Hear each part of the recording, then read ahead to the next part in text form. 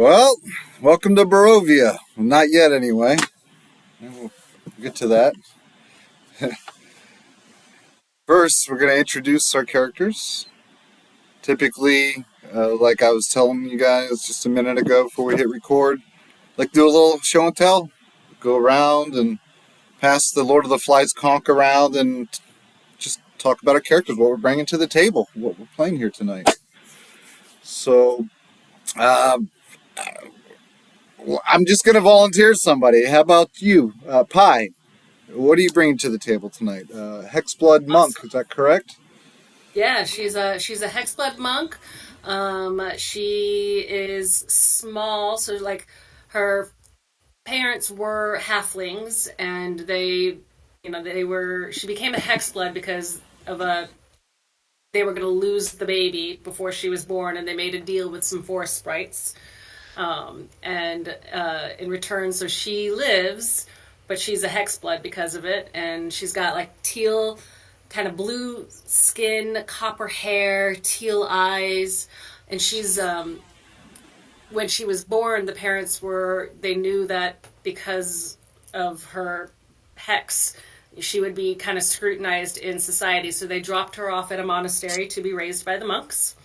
And so as she got older, she's a wanderlust kind of free spirit. She likes to pick things up. She might pick up things that are not hers and not realize it. She's sort of a free spirit and just likes to explore the world and see what's out there. And she is keenly aware of the hex that is upon her and this connection that it has where she's with death and so she has this sort of dark connection, but she's very lighthearted about everything. So it's a little contradictive when you look at her and you see this sort of deathly kind of monk, but very very playful.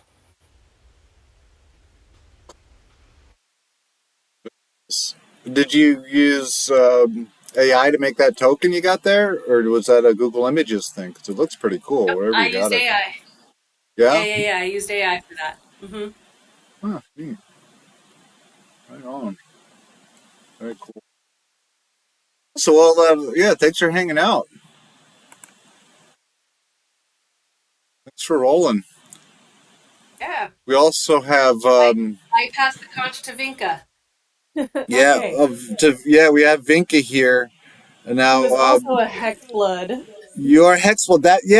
When I first saw that, I'm like, wait a minute, there are multiple kinds of hex bloods in 2024. What's going on? So tell us about your version. So my version, she doesn't really remember much about her past, other than she has always desired to be more powerful than she was. So she found, oh shoot, I forgot what kind of hag. She found a hag and made a deal with her to try to like gain new powers, but like went through the whole deal, started the process, started getting more powerful, and then realized, wait a second, this is if I just keep going and going, I'm going to become a hag myself. I'm not ready for that. I don't know if I want that. So she's kind of like paused the process, run away from her hag, and is now like adventuring to see when she meets other people, like does she want to go continue on and embrace becoming a hag, or does she want to stop and just stay the way she is now? So she's got like a green pallor to her skin, or like her hair's green. She's got the like growing out of her head. It's like a twiggy looking circlet on her head that she like kind of tries to cover with her hair. And yeah, so she's just been traveling around adventuring. She's a druid. I think I didn't say that. She's a druid as well, so she has more connection with nature and the different elements. Like she likes to work with molding earth and water and using those as part of her spell ability. And so that's where, and yes, she doesn't really remember much before the process of gaining new power from the hag started. Hmm, very cool. She is not small, so she's a medium size, so probably like human ancestry in before, but she doesn't really remember. Ah, neither do I.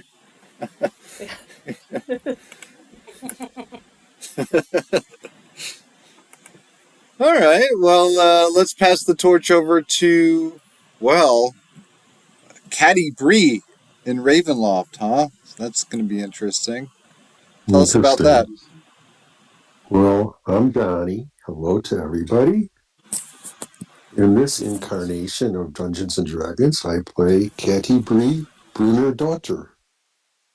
Yes, it is the Catty Bree from the tales of the great bard R.A. Salvatore.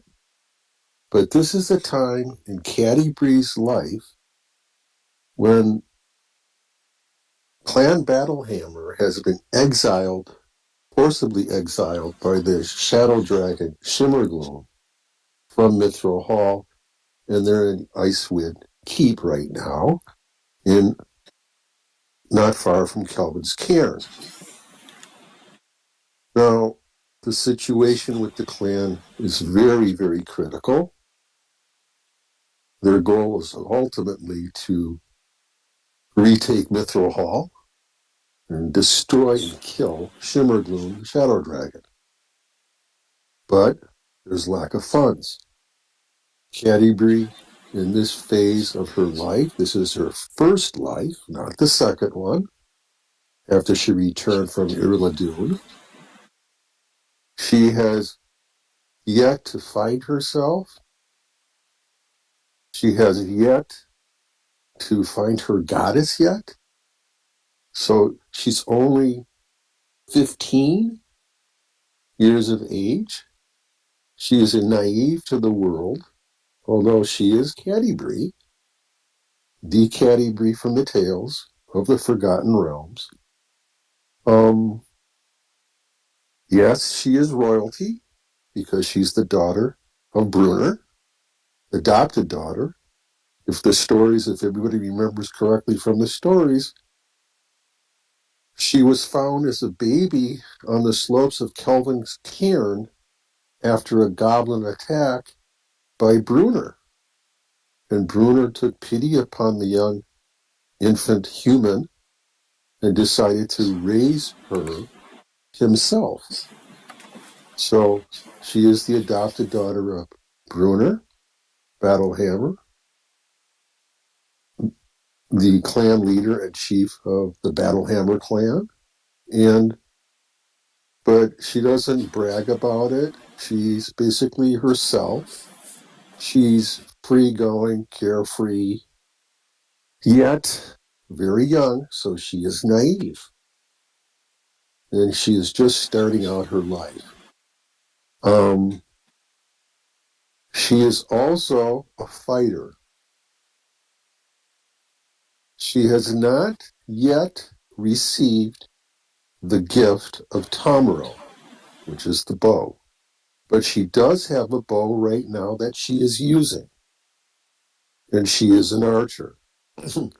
So all of the seeds and the nucleus of what she is or what she will be is there.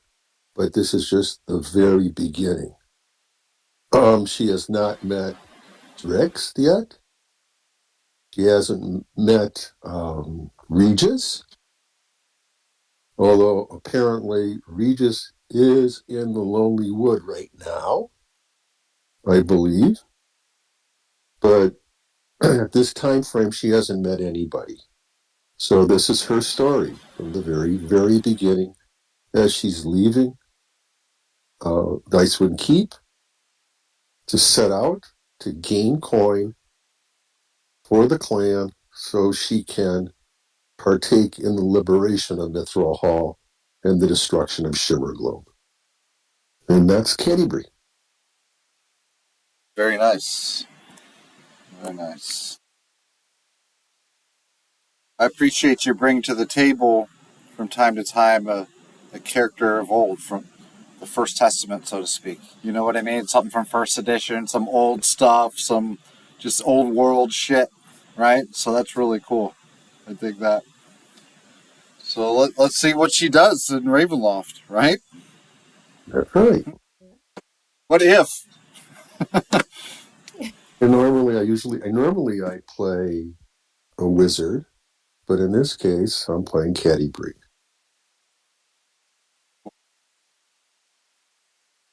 Okay, well, party of adventurers such as yourselves, this is but another dull tavern in another dull town along the Sword Coast. It's you're in some nameless place. It's dull and it's gray. It's but another passage of time between challenges of true adventuring, such as the doldrum of existence waiting for another opportunity. And outside of the inn, there's a fog that lies over the town this evening. It's draping everything in its clammy grasp. And the damp cobbled street shines as the light of street lanterns dance across the slick stones. The cold fog chills the bones and shivers the souls of anyone outside. Yet inside these tavern walls, the food is hearty and the ale is warm and frothy, and there's a fire that blazes in the hearth, and the tavern is alive with the tumbling voices of seaside country folk.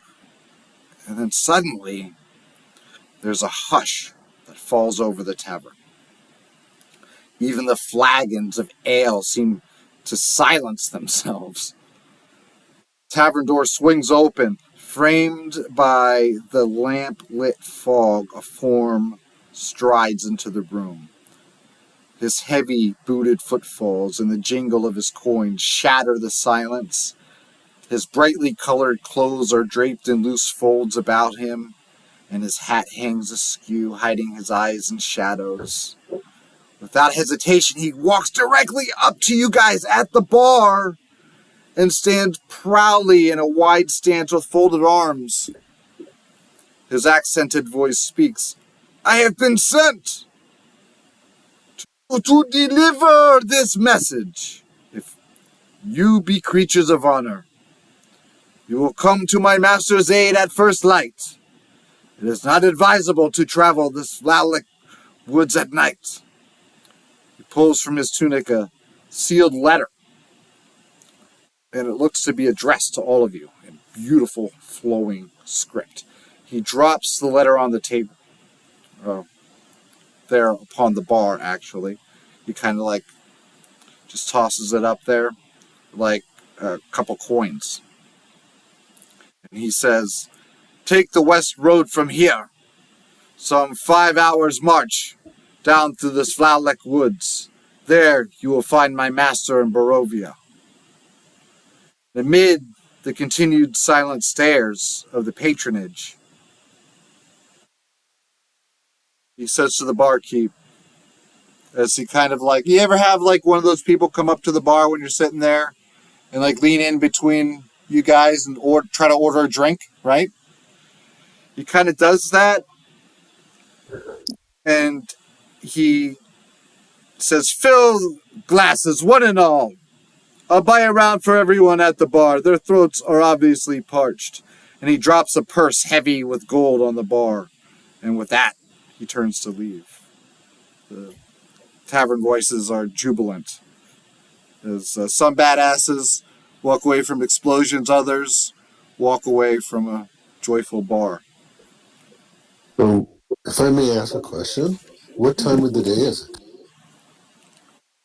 It's evening. Early evening, night has just fallen upon the Sword Coast, and a heavy fog has already rolled into the streets. What was the name of the woods? Was it Falrek? The Sphalic Woods, I'll put it here in the proper Sphalic, Yes. yeah, Sphalic,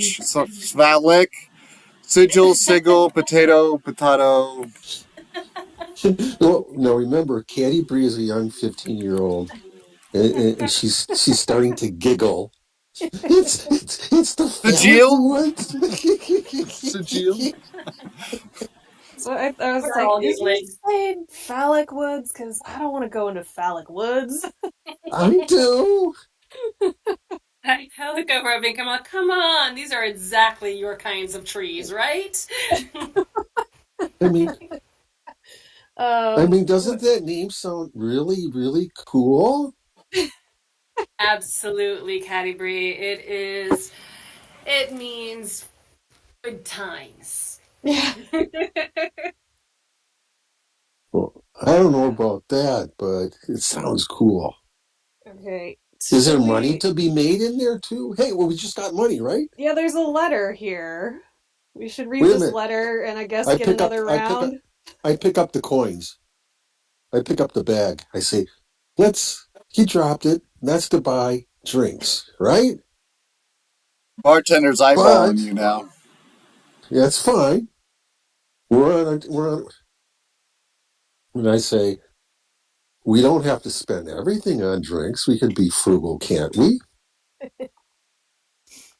Um, I think we should order like a full meal in case we haven't had a full meal for dinner tonight, and another round while we read the letter. Yeah, yeah. How much? But how much coins are in there? Oh, I don't know. Open it up. You picked it up. You will count them.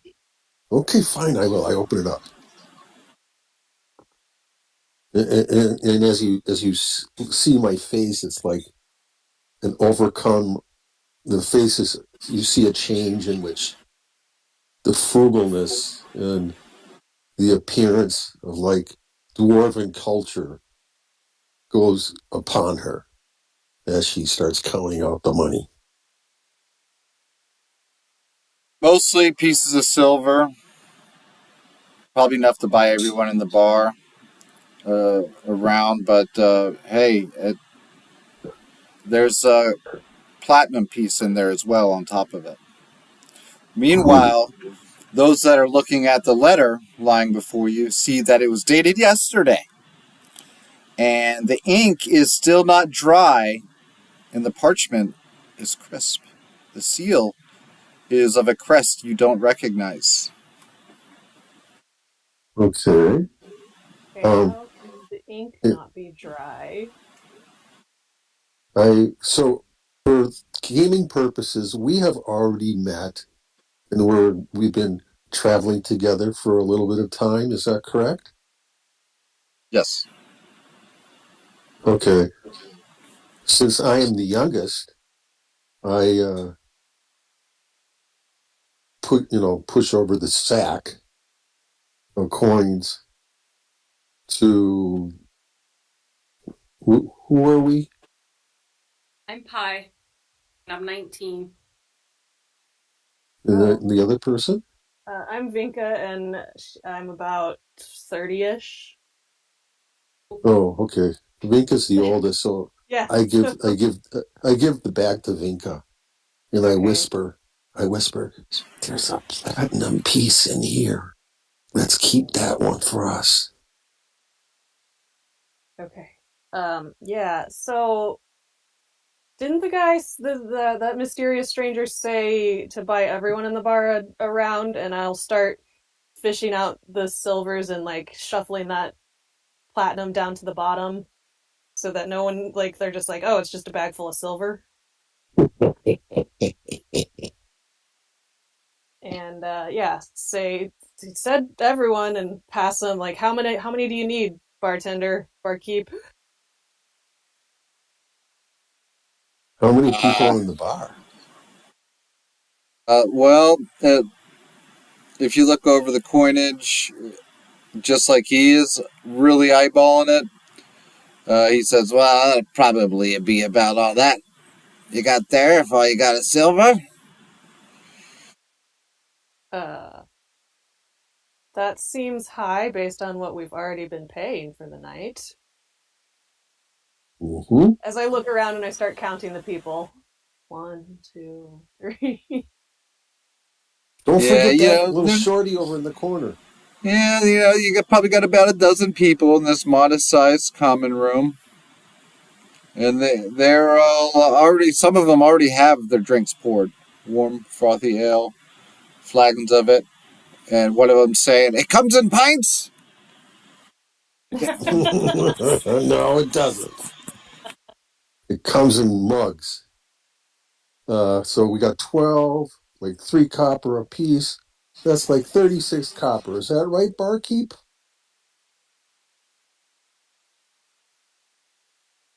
Sounds about right. Okay. Oh, Vika, can you please give him the equivalent of 36 copper for the round? Yeah. So coppers are 10 to a silver, right? Is that, do I have my math right there? I think so. Yes, Yeah, okay. So I'm gonna put 4 silvers on the bar and be like, I don't need those coppers back. That's that's for your you. tip. That's to cover your round, your drink. Ah, You I'm never see, gonna see how, do a group of pretty ladies wrong.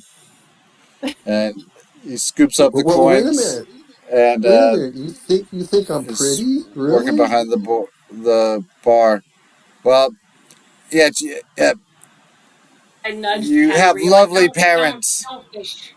You Don't have fish for lovely parents compliments, as man. It's well. not cool. Not cool. Now, she, she usually we usually don't serve younglings here, but if her parents or her friends can vouch for her, Oh no, Vika's my aunt. She vouches for me, right, Auntie Vika? Uh, half strength for her for Patty Bree. I give her I give her the stink eye look. That yep doesn't affect me, doesn't move me. Yeah, or not half strength, but half pint, half size. That pint. Your choice. Take half pint. Yeah, watered down's no good. Just give her half a pint. I kind of, ah, and when nobody's looking, I'll pour a little bit of mine into Caddy Breeze to kind of even it out. so Katie B just since you're cool with the sorority, I'll look the other way. I don't have a choice. well, if that's the case, do you have by chance any dwarven ale? Oh, don't Barkeep give her the has already dwarven moved stuff. off Yeah, and is don't. already working with the rest of the crowd at the bar Uh, and kind of okay. acts like doesn't even hear you. What's Okay. the letter say? So the letter itself, if you were to unfurl that, break the seal, in lovely script, it says, "Hail to thee of might and valor. I, a lowly servant of the township of Barovia, send honor to thee. We plead for thee, so desperately needed assistance within our community. The love of my life, Irina Kolyana, has been afflicted by an evil so deadly that even the good people of our town cannot protect her. She languages? Yeah. Languishes. Excuse me, languishes. languishes from her wound, and I would have her saved from this menace. There is much wealth in this community. I offer all that might be head to thee and thy followers, if thou shalt but answer my desperate plea. Come quickly, for her time is at hand. All that I have shall be thine." And the Old English is completed, and it is signed Kolyan Andrirovic, Burgomaster. Oh, Hmm. how do you spell that? I'll put it in Discord for us. Coley. Yeah. Well, we can just call him Coley. So I lean over and I kind of like, do any of you know anything about this Svalich Woods? Svalich Woods? No. Eloquence. I love it. Um, yeah, no, I'm not familiar with it. This is my first time in this area. I don't know anything about it. Polian Okay. Colian. Yeah. Coliad or Colian? Colian. Okay. So looking around the bar, do I see anybody that looks like they're well traveled, kind of the adventurous type? Oh, there are a few in the area. They're mostly common folk from what you gather. You can roll a perception check to really kind of scan the crowd. First roll of the night. Okay.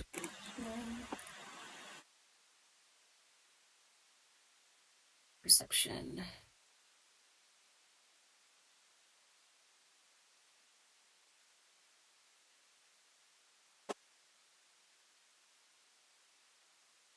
And Okay. Well, it looks to be like a pretty normal crowd here. Town folk, things like that. And nothing out of the ordinary.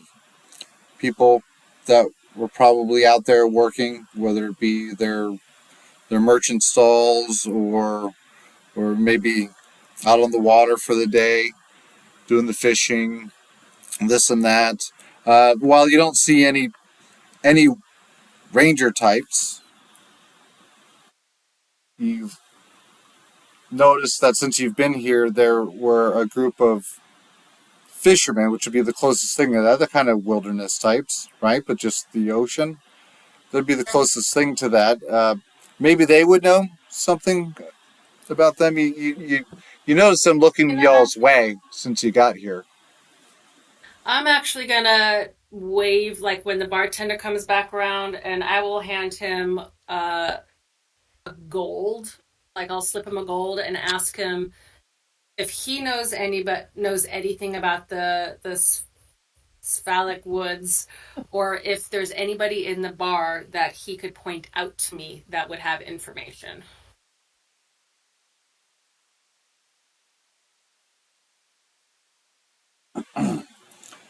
Well, you get attention with your offer, and there is this one guy. He kind of got a Paul Bunyan look to him, and he smells like he's just gutted some fish. And he says to you as he approaches with that warm flagon of ale that you've provided as well on top of everything. And he says, well, it's not nice to go out into the woods at night. Not for you ladies. If, but that's really all you need to know about the woods. Well, From what kind of outside of town, creatures? really. Like, what kind of creatures are there? Like, what do you mean it's not nice at night? Are we talking ghosts or werewolves or what's in there? Darkness. Woods at night are they're dark. They're scary. Best way for daytime if you're ever interested in traveling through there. The animals of the woods are not scary, but the monsters and undead are. Are there any undead in there? Uh, some wolves. I wouldn't venture to say the infested with undead. Just the normal type thing. We're not a large town. If we had undead in the woods, it might stem me off trade and ruin our business. It's just, the woods at night. Pretty lady like yourself and your friends, I'd recommend staying away from there unless you go during the day. It's good for foraging, I hear. You know, and I look at him, you see a change come over Candy Bree. She gets a little miffed and angry. And she says, don't call us lovely ladies. I'll have you know that I was raised by dwarves.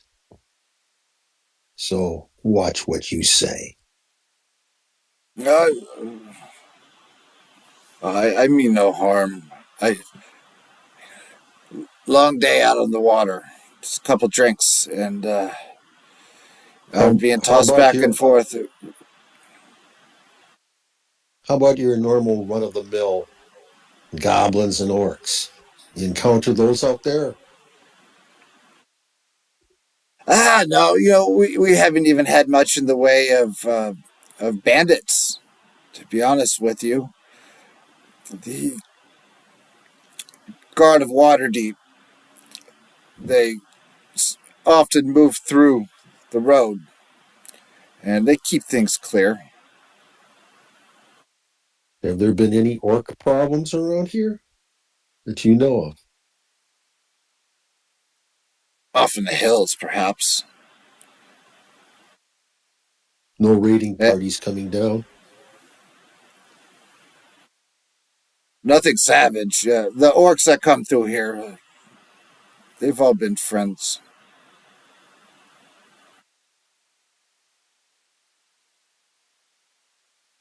I don't like orcs, nor do I like goblins.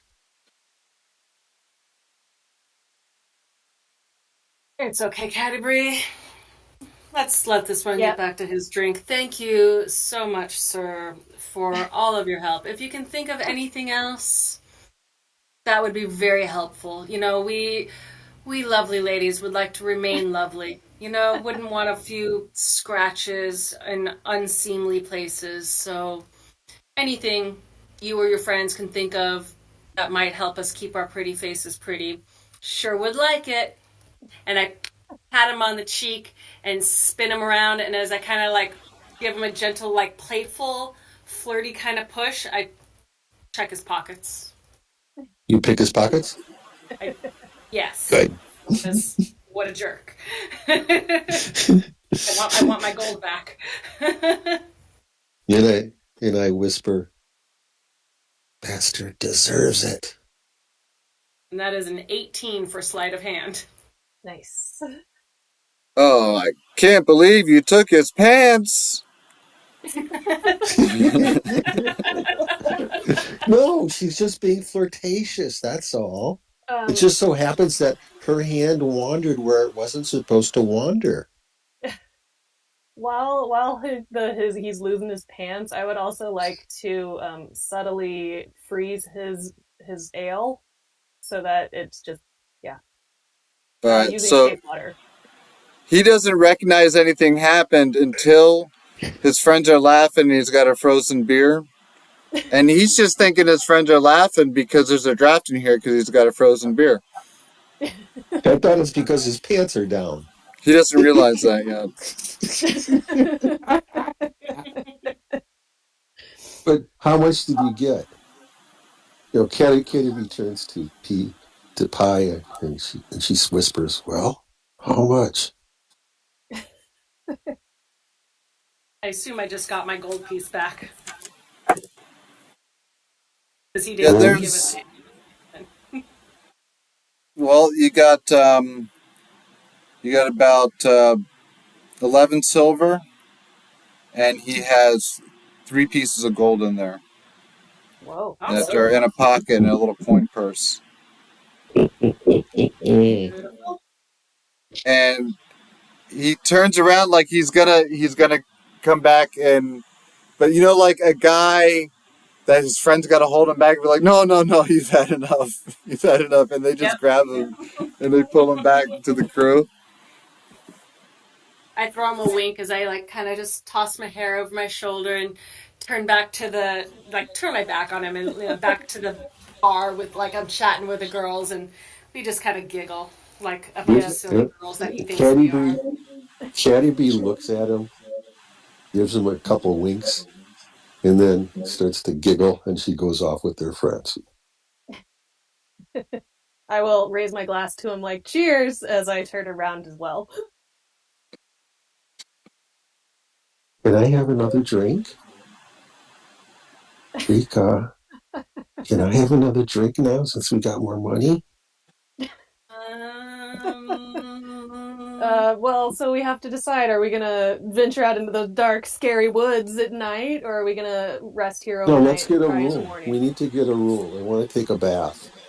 Yeah, let's take some advice from the gentleman and also from the guy who told us about the thing. The stranger did tell us not to go at night, so first Yeah, thing in yeah. the morning. Yeah. First thing in the morning. Okay. I will yes, inquire as the bartender around, be like, do you have a room for the night? Uh, yeah, absolutely. We can accommodate you. How about a How hot And tub? much? well, I tell you what, if, if you keep causing trouble like that, I'll give you a discount. And I Okay, look at him like and I'm like, and I literally like you just made my day. And I clap my hands together and like lace my hands under my chin and lean forward. I'm like, who do you want me to play with? and then, but hey, sir, I've been on the road for a couple of days. I can use a bath and a meal. Can you include a bath and the meal in our room and board for the night? There's one bath on the second floor. Yeah, but uh, you'll have to let us know in advance when you want us to get it going. We can bring the pails of hot water in as needed. Amenities included. Gold coin for all you ladies. Just one gold coin for the night. I got it. And I Yeah, flip him the I would like coin that look I at just Pi, threw be off like, the other guy. for gold for the night. Yeah, I Well, got but that includes our meals, right? Roll a persuasion check. Okay. You roll for me with with your amethyst dice. I'm loading up right now.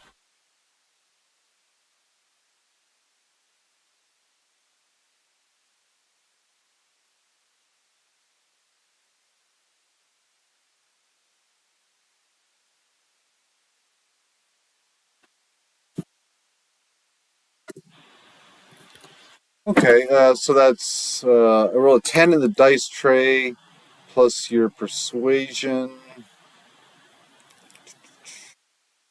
Roll your character sheet now.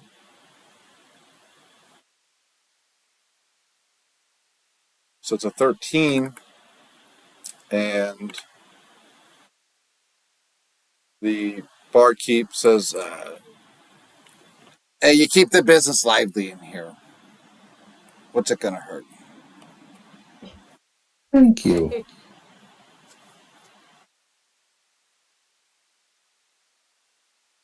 And I go up to the small stage. I ascend the stairs and I say in a loud voice, hear ye all to the tale of Mithril Hall. Lend me your ears so you can hear the tale of valor of us all. And I throw out the hat in front of me. And I begin, Caddy Bree begins to tell the story of the invasion of the Shadow Dragon, Shimmergloom, and the Battle of Mithril Hall, the I ferocious pulls out her battle. bagpipes to kind of back her up, like with like some backup ambient dwarven style bagpipes. Oh, Nice. nice. Roll a performance check. Oh boy. Okay. Shit. Shoot. Oh no. I'm supposed to be proficient in bagpipes. Why do I have a -1? I am For proficient. There must be a Wait a minute. mistake in your setting it up. No. I have a Yeah, if you're proficiency in bagpipes, so it's the roll plus my proficiency, right? So it should be 5 plus. What is my proficiency? Where is proficiency on here? 5 you plus have a 3, so that should have been an 8. okay. Well, a little better. Not great Not though. much. Like not enough for per- them to typically allow a bagpipe player into the bar, but you're in there anyway and you're playing. and Vika, I turn to Vika and I whisper as I'm telling this story. Can you do some percussion a little bit? Oh, Get her off the stage. uh, no, I don't have any skills with musical anythings, even percussion. The easiest. All right. So I continue with the bagpipes that she's doing her best job, and I smile, and then I add cadence to my voice. In the battle scenes, I strengthen my voice and I make it more intense. And then when the dragon finally breathed on us and we ran for our lives, my voice was small and dejected, and I start to have forced tears run down my cheek. Well, they're not forced, they're true. And I say, now we are exiled in Icewind Keep, in Icewind or Icewind Dale, in Icewind Dale. We were sent out to gather coin for the clan. So King Brunner and our warriors and myself will go back and fight the Shadow Dragon Shimmergloom and retake our ancestral hall. Mithril Hall will be ours again, and the Mithril will be running again. And I end my talk, my presentation, my play, the performance. I bow, and Pi bows too. And then I say, please, please donate to the cause. If we have made you enthralled, made you interested, and gave you some enjoyment, please show your gratitude by pitching in the hat so we can use it to retake Mithril Hall. Thank you. I start the applause. And well, let's see if our friend Pi can save the performance by the end. Maybe she plans the landing with another performance check. All right. We will do this performance, but remember to add 3 to whatever this roll is. Okay. So 1 plus 3, so that's another 4. Oh. And the I audience will. groans and looks the other way. I'm We don't gonna. I give a would like coin. to quickly grab a couple more drinks and rush up and hand one to Pi, like shove it into her hand and get her hands off the bagpipe. And then I'll be like, Patty Alright. Bree, you've earned this, and give her another half pint. I'll work on that. I'm sorry. I wasn't prepared. I didn't clean out the pipes. I'm sorry.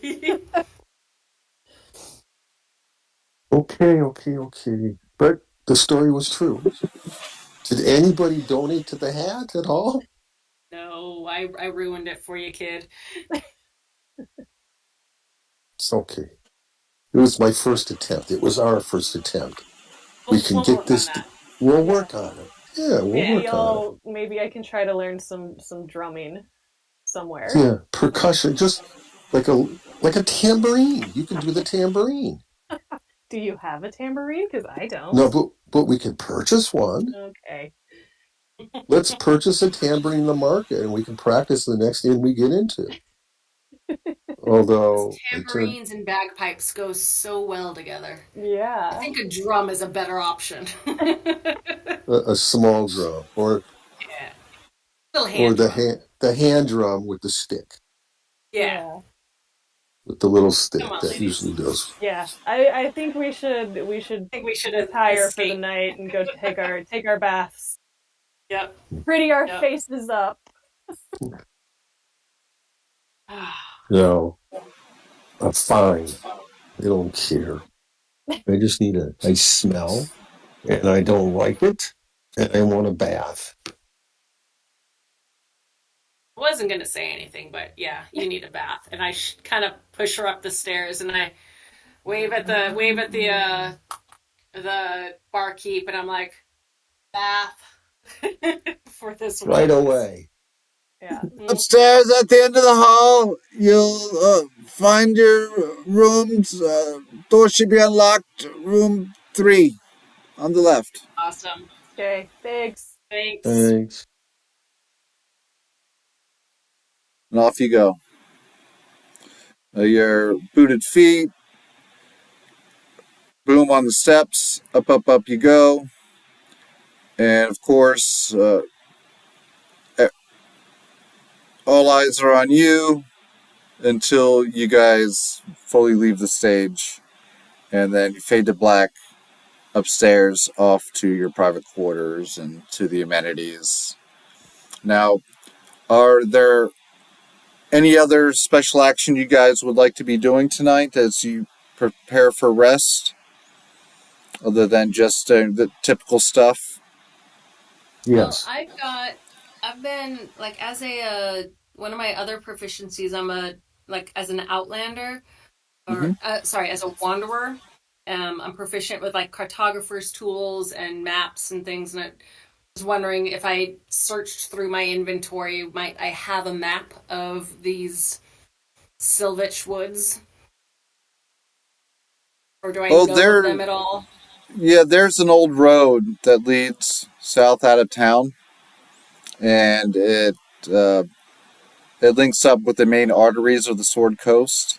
And the woods there, uh, they are they are they were once you've always known them to be nameless, really, but with the phallic road moving through them, that must be this phallic woods. And Got it. yeah, it's a large patch of a wooded area between the town that you're in and basically the main trade highway that goes up and down the coast. Okay. That's all I do is I kind of dig through my maps and just kind of make a mental note of anything that remind myself of where I've been, and so I spend a few minutes just sort of thinking back on what that road looked like, what the terrain was like, and just sort of mentally prepare myself for that journey. Okay. Okay. I turn to my comrades and I say to them, there could be some work around here as well along the way. I could pull rank and go see the constable and see if there's any contracts that we can maybe take. So you want me to go do that, or should we just leave in the morning? This seems to be fairly urgent. He Yeah, wants us there by first light. feels like this could be a contract that's very lucrative, so we don't necessarily need another one. Yep. Okay. That's fine. We should leave post haste. Yeah. I would like to tonight to use my find familiar to get my familiar to come hang out with me. It's going to be a cat.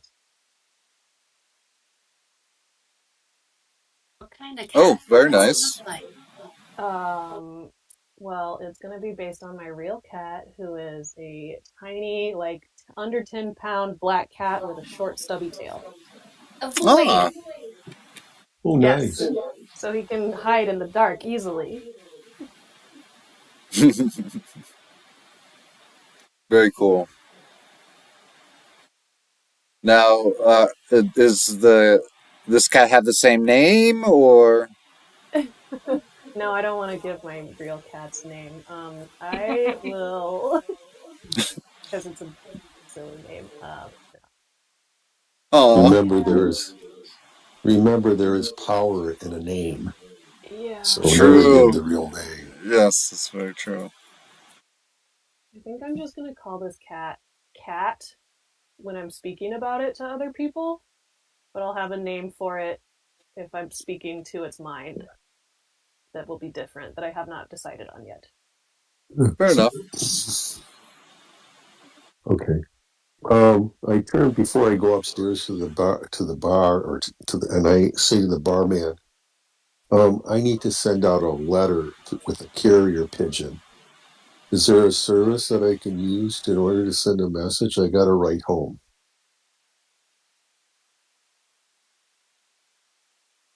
That morning, okay.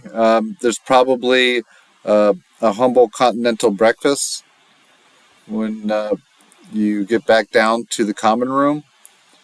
Nothing Okay. special, just normal odds and ends that you might expect. Everything's rather bland, really, and you get provided the tools you needed. The barkeep remembers you, and he's very polite,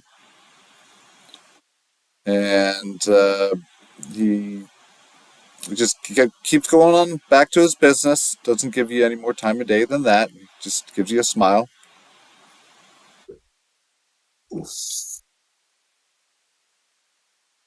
Well, before he leaves, I need to ask him, do you know where there's a postal service right here that I could send a message by carrier pigeon?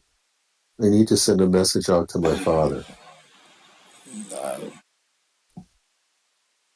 Carry a pigeon. um, I can't say that I know of anyone here in the village that ways with pigeons like that. We don't get the druid type through here too often, you see. Oh, okay. Well, I'll try to get him a message later somehow.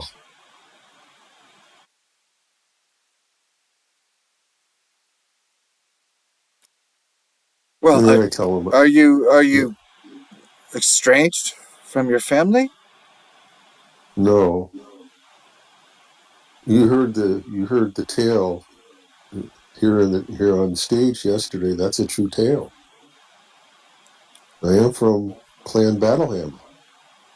We're out raising money in order to retake Mithril Hall.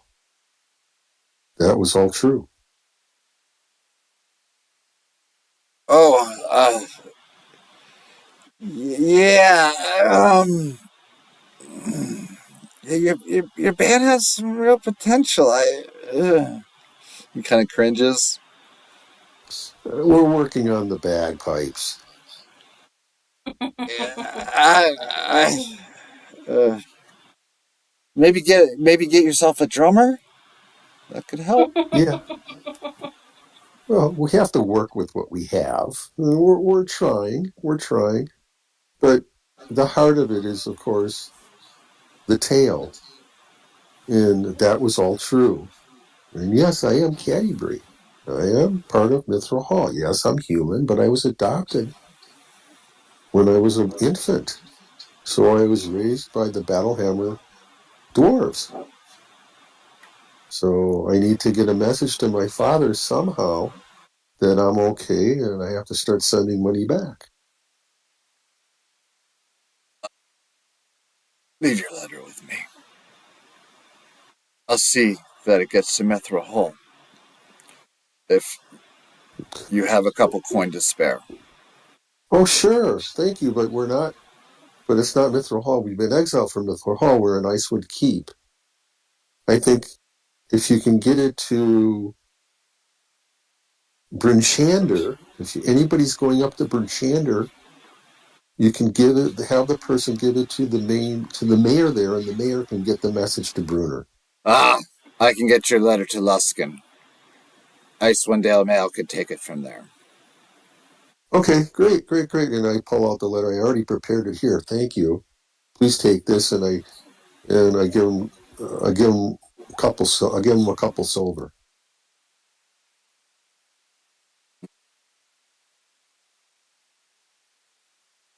Is that enough? Want to make it a couple gold coins, and that'll do. Fine. Routing Couple fees, you gold. see. Well, it's going a long way. Okay, here you go. I give him 2 gold. Yeah, since the Frost Maiden has allowed the sun to shine back up in 10 towns, the rates have gotten cheap, but not that cheap. But I'll see that your letter gets there. Wait, are you telling me that the grip of the Ice Maiden has been lifted from 10 towns? That's what they say. Wow, that's good news.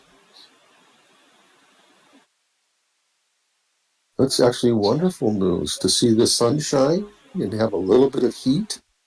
Oh, that's nice. It's really hard on you shivering all the time up there. Thank you for that information. Okay. I suppose it's morning, so we'll head out. Oh, guys, should we buy some potions before we go? Healing Yeah, and potions? maybe that drum that you want me to try to learn. Yeah. Well, the tavern owner suggested it.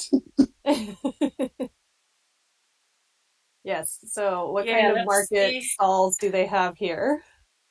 Hmm. We In the should go to the morning general here, store. it's rather foggy out, and the bits of darkness are just kind of being bleached into the day. And there's a fog bank rolling over the street as the shops are just opening up when you pour into them. Cobblestones are wet and muddy. There's a chill in the air. It gets right to your bone. But it's not going to freeze you. But you see a couple shops opening up here and there in the market square. Do we There's a, see any shop that's like general goods? there's a general store that is nearby. You start walking amongst the place, and you'd find it easily enough. However, off in the distance, as the lights of the shop start flickering on for the first time on this day, you hear the howl of a wolf off somewhere. Dogs barking. There are flocks of dark-winged ravens upon the rooftops. There is more than just chill in the air. When you approach the general store,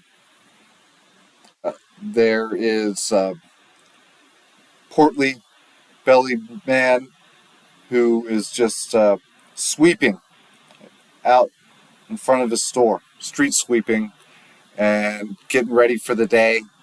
And he's kind of got like a bald head, bit of hair that he has is dark and greasy around his ears. He's got an apron on, and he greets you with a smile. He goes,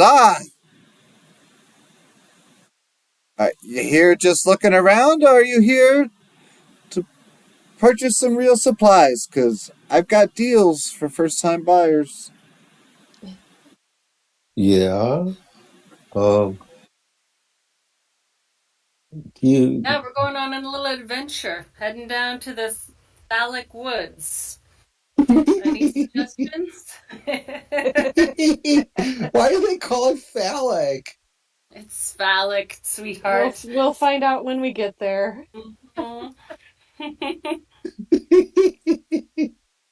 What do you Uh, know? Do we need? You, What do you think we need heading down that way? we got to get some potions, some healing potions. You got any healing potions like for a good deal? Like you said, you have good deals. Hmm? Oh, I have some common potions. Certainly, certainly. And if you're looking to buy a quantity, I can cut you a discount. Please come right on in. My place is yours. And he opens the door up, and inside there's a bit of firelight flickering, and you see shelving with all types of goods just overflowing.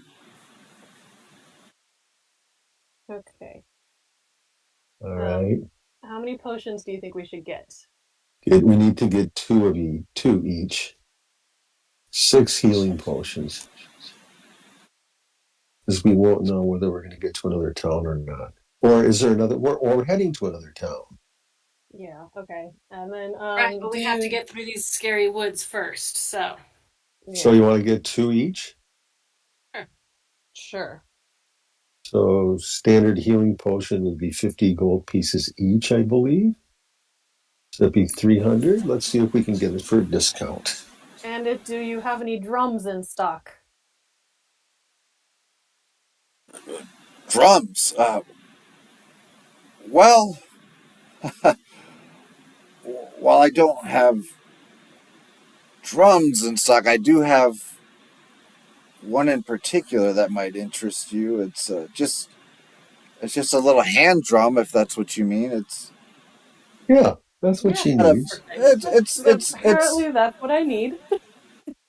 It's it's kind of something that some hippie pawned to me, some drum circle hippie, and yeah. I bought it from him because I felt bad for him, and he never came back for it. It's not worth much, but I'd like to get my coin back for it. Here, let me dig it up from the back for you. And then he says, I assure you it's not stolen. And he disappears into the back room. And he shows back up with, well, it looks like a set of bongos cut in half. That's Like it's good. just one bongo. It's not a set of bongos, it's one little That's bongo. perfect. One bongo? Yeah, sure. Yeah. Yeah, I'll take one bongo. Auntie Vika, that's perfect for you. Sure. I'm skeptically going, yeah, okay. I will. Can I help do a test and like can I hold it and try to test bang out a like pat pat pat just to make sure it actually like drums, not broken in any way other than being half a Check bongo. it out. Yeah, go ahead and roll a performance check at an advantage since you're just, testing it out. You're not trying to do anything fancy. Okay. Hollow, out of character, when you look at your sheet, where do you find your gold? Go to inventory, Mm-hmm. and up at the very top, I don't it'll show see your gold. inventory here. Under ability scores, you've got combat spells inventory right in the center. Oh, got it. Thank you. Yeah. I rolled a 9 on that performance check. So we're doing real good on performance. Yeah, we are. We are doing excellent. I don't like character mancer rolls. Oh, I don't mind. I might go pull out some real dice. Freaking laser beams. I know. Pull out my actual dice. Okay. It taps. It's a little flat, a little out of tune. Okay. But if you tighten up the skin, it'll probably be all right. Sure. Yeah, I'll still get it. I mean, what sort of deal will we get with the 6 healing potions, this drum? Does anyone need any other like rope? Do we have enough rope? Do we have enough provisions? I've How got about rope. I've got 10 days of provisions. Yeah, same. Same. I got some oil. Yep. How about a haste potion? Haste. Oh.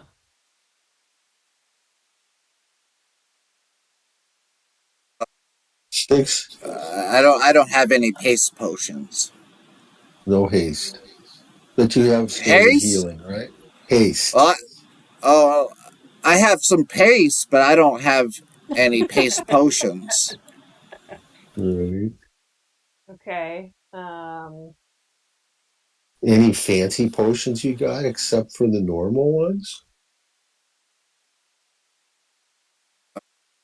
Just the regular old stuff. I tell you what, though, if you want, well, if you want all of my potions, you want half a dozen potions. If you're willing to buy me out, I'll throw in the drum for free. How about that?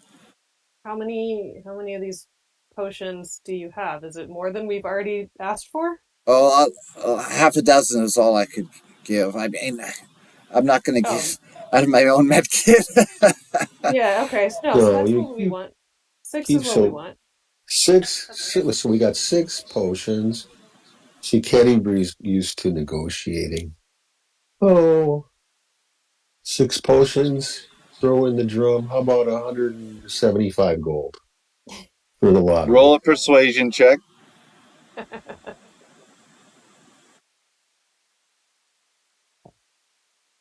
Got a +3 in persuasion. Nice. You got a deal. Now, if Well, anybody asks you where you got that drum when you make it big and water deep, you let them know. Okay. Will okay. do. Let them know where you got it. Do Okay. we? Okay, guys, we need to add to inventory. Each of us will take 2 Yep. potions. 2 healing potions. Yeah. Got mine. So How much gold each? well, it was 175. 175. So we don't have group. We don't have any group. Yeah, so like So 58 gold each. so That'll work. 58 we have to subtract 58 Okay. because we are playing it right, guys.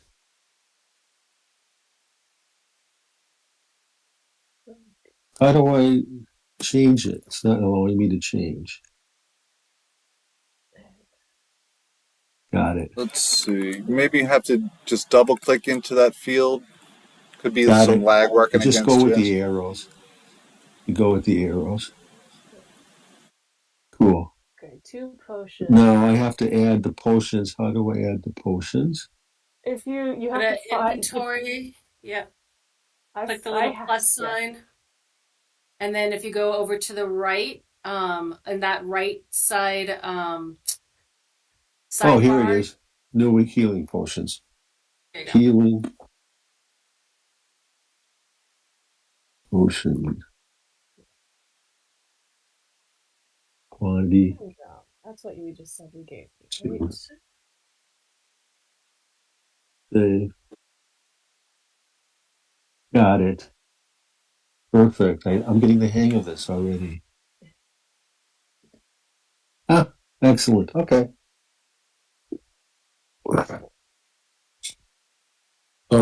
Guys, we do have some gold, you know.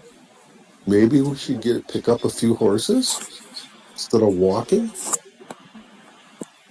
Um, I don't think so. It's just a 5-hour walk. I think we're good. yeah, 5-hour walk feels like I need some time in the woods. Yeah. Okay. It's good exercise. What season is it now? Well, it's not so cold. It's that it's freezing. It's not so hot that the mornings are sticky. It is certainly deep into the fall, however.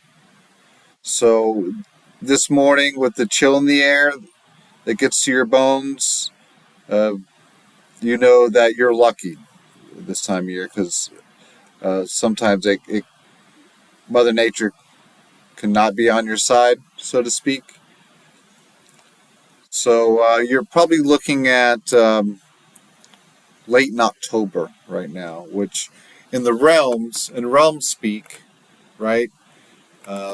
October in Forgotten Realms might be different than here in the real world. But with that said, it's got that fall festival type of weather to the air. And I would look up exactly what October is called in Forgotten Realms, but my browser's tripping out. It probably has something to do with the broadcaster, so I don't want to. That's I okay. don't want to dare further to look But that up. it is, we are past the harvest season, right? Or are we finishing off right now? Yeah, you are near the harvest celebration. Okay, great.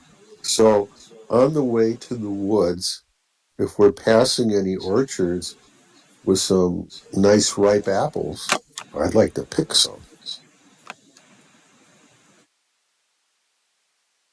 Let's see. Okay.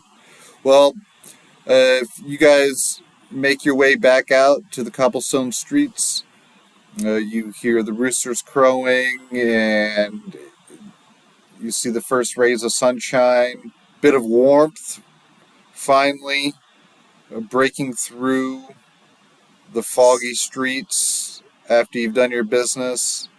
And it sounds like you're ready to head to the outskirts of town. Is that right? Yep. Yes, please. So Yes, please. Okay, very good. As you do Oh, so, but wait a go minute. ahead. Before we left the store, I asked Vika. I say, is it okay if we can get some candy for the road? yes, we can get some candy for the road. Shopkeeper, you got any good candy? And the shopkeep digs underneath the back counter there, just rummaging around, and tosses you a little bag of root beer gummy bears Cool. We hit the jackpot. Okay, Yeah. on the house. Thank you. cool. I bow to him reverently and saying, "Thank you, Master Storekeeper. Thank you." Remember, if you make it big and water deep, you tell them Uncle Charlie We got gave you you, that drum. Uncle Charlie. Okay. Charlie. That's Thank right. you, Uncle If they, Charlie. you let Thank them know. If you. they come to me and say that you sent them, I'll give them a discount. That's the Okay. discount code. Thank you. And we're off. So, yep, and off you Oh, go. and I share the bag with both uh, Pi and Auntie Vika. Awesome. I take one and I just like I do some like I take one and I balance it on my thumb and I flip it into the air, and because I'm a monk and I'm super dope, I do a back handspring or backflip, I mean, and catch it in the air. Hey! And I applause. Yeah. Oh, and you caught it in your mouth? Absolutely. Oh, cool. Cool. Dang. So there, why don't we fade to black? We'll take our 10-minute break. So here we have a chance to gather our senses, our wits together, and maybe walk the dog, grab a snack, have a smoke, what have you. We'll be back in like 10 minutes, and we'll pick things up where we left off. With you guys leaving town. Okay. All right? Thank Okay. you. Yeah. Sounds good. See you in a bit. Yep.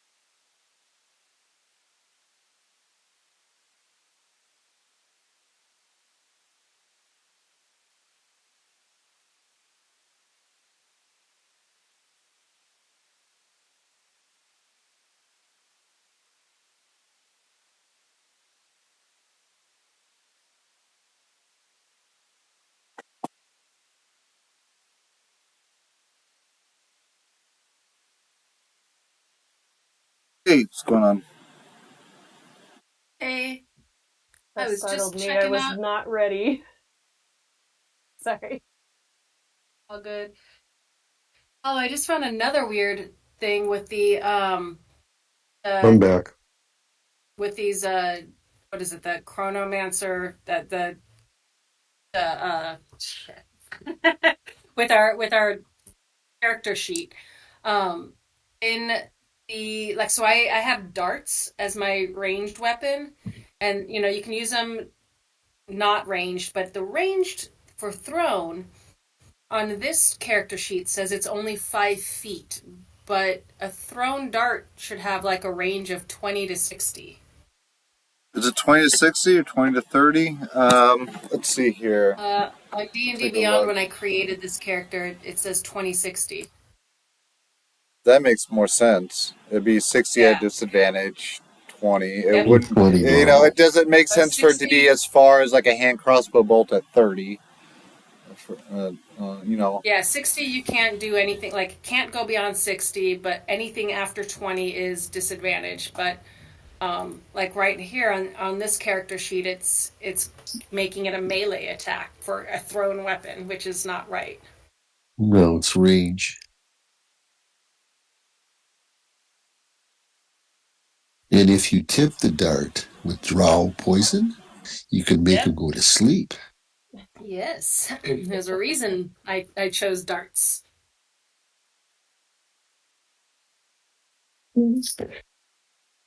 What if you have a blowgun? Darts are thrown, not they're more like, they're not quite like they're too big, I think, for a blowgun, because there's blowgun darts which are much smaller.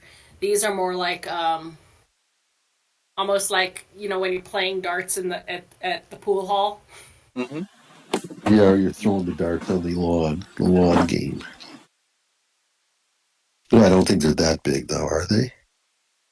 I think they No, are. their No. darts are like they're just, Oh, not the lawn you can game. hold a No, few of just them. They're just like you described. That's the way I picture them. Like, yeah, dart to the like Or dartboard. They're hand like darts. very throwing it at small. the dartboard. Exactly. Exactly. Okay, not like field darts where you No, throw no, no, them no. up. Although that was a That's, great game, and I'm sorry they banned those.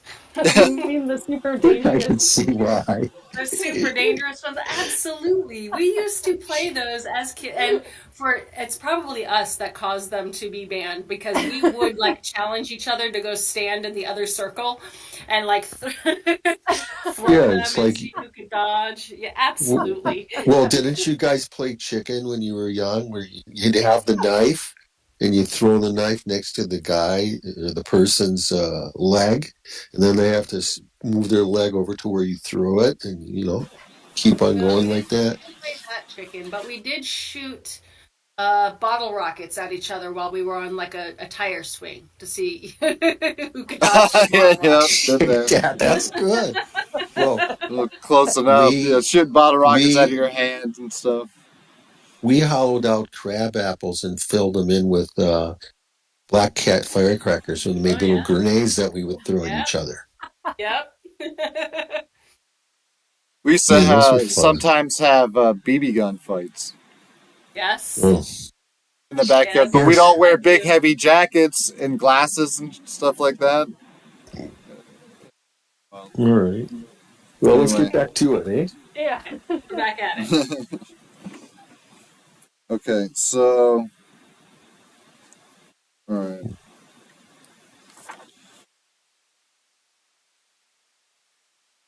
Your journey outside of town, well, it's become oppressive. As the day wears on, that morning, the mist, it doesn't seem to disappear, except for on a few kind of like breaths of fresh air where you escape the fog banks along this old phallic road. And the journey takes it takes some time. There are black pools of water that stand like dark mirrors about the muddy roadway. and there is that ever-present, thick, cold mist that spreads all over the road. There are giant tree trunks for the most of the trip. You're walking amongst the trees that stand on both sides of the road, their branches clawing into the mists. And in every direction, it seems as if that mist just grows thicker and the forest grows even more oppressive. It's like it's got that twilight vibe here in the woods under the canopies, even though you're probably in mid-morning by now. Katie Bree says to her fellow comrades, "Are we there yet? I gotta pee." You know how to pee in a bush. Pee in the woods, man. But there's fog around here. Just don't stay within voice I range. can hold it maybe until we get to town. Could I use shape water to create like a small clearing where we would have enough privacy for everyone to go use the restroom? I mean, guys, my teeth are floating. I don't know if I can last. Go to the bathroom. For God's sakes, I'll stand guard. All right, I'll be right back. So I go to the nearest bush. Yeah.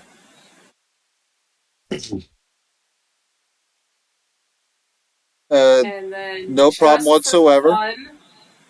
No, absolutely not. While she's peeing, just for fun, because how irritating is this kid? I'm gonna set right when she's midstream. I'm gonna be like, and that'll be what I do. Well, it's the thing. She might stop midstream and gasp for breath because off of the bush she sees a path that leads from the road, and there is this fog that sort of dissipates. And Caddy Bree, you see that jutting from the seemingly impenetrable fog is a set of high stone buttresses. Huge iron gates hang on the stonework. Hey guys, well, I'm done here, but you guys can come take a look here. There's a path right in front of me, and it ends with some huge iron gates. Is you at least pee on your feet? No, I'm good. How long have we been traveling so far? Are we like halfway in the time that we were said we would take? A 5-hour journey. Yeah.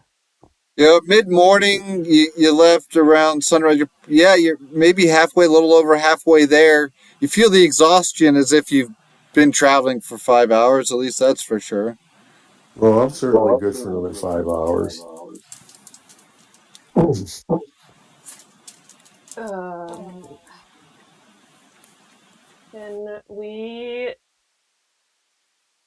I'm torn. Should we go up to these gates or keep going the way we're supposed to? I personally think if they're gates, there may be trouble. It would be a good challenge for us. Get some good exercise and for the morning, and maybe pick up some treasure. Looking back at the gates as the mist is fully parted from them, there are 2 statues of armed guardians that silently flank the gate.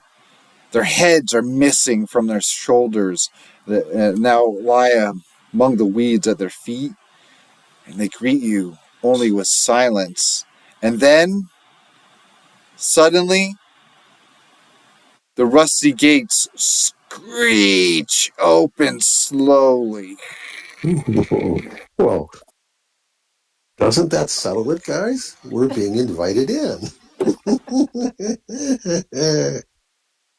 Um, Okay. maybe we should slowly approach these gates and kind of like do an investigation check to see if we can find like what just happened. Yeah. I take out my longbow, Mhm. and I've got my Death Stalker face on.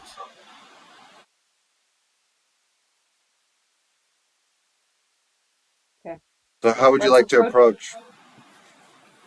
I would Uh, like to stealth up. Personally, like I would like to stealth and try to get a view. Like, is this usually at gates? There might be some kind of sign that says, if we're looking for Barovia. So, is there a sign that indicates this is Barovia, or, um, where, like, what do these gates lead to? So, if there's any sort of indication for that, I would love to kind of stealth up and investigate a bit. Okay, roll an investigation check. Mm, and really uh, don't like these rolls. I want a new set of dice. Well, it seems as if there is nothing but fog within the archway. Fog that is so thick you cannot see your way past. As a matter of fact, the fog bank chokes the path so that it just presses up against it, and it's hard to see even deep into the woods here. Ooh, and maybe. I'd, oh, I'd like to send my cat up to the gate and maybe like a foot or two past to see if that if he can smell anything or see anything that we're not able to see from where we're standing. Okay, roll a perception check.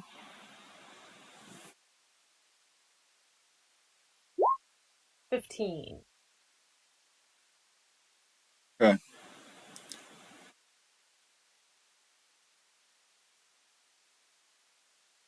Well, your cat approaches cautiously, kind of like it's on the hunt. It's on the prowl, Mm-hmm.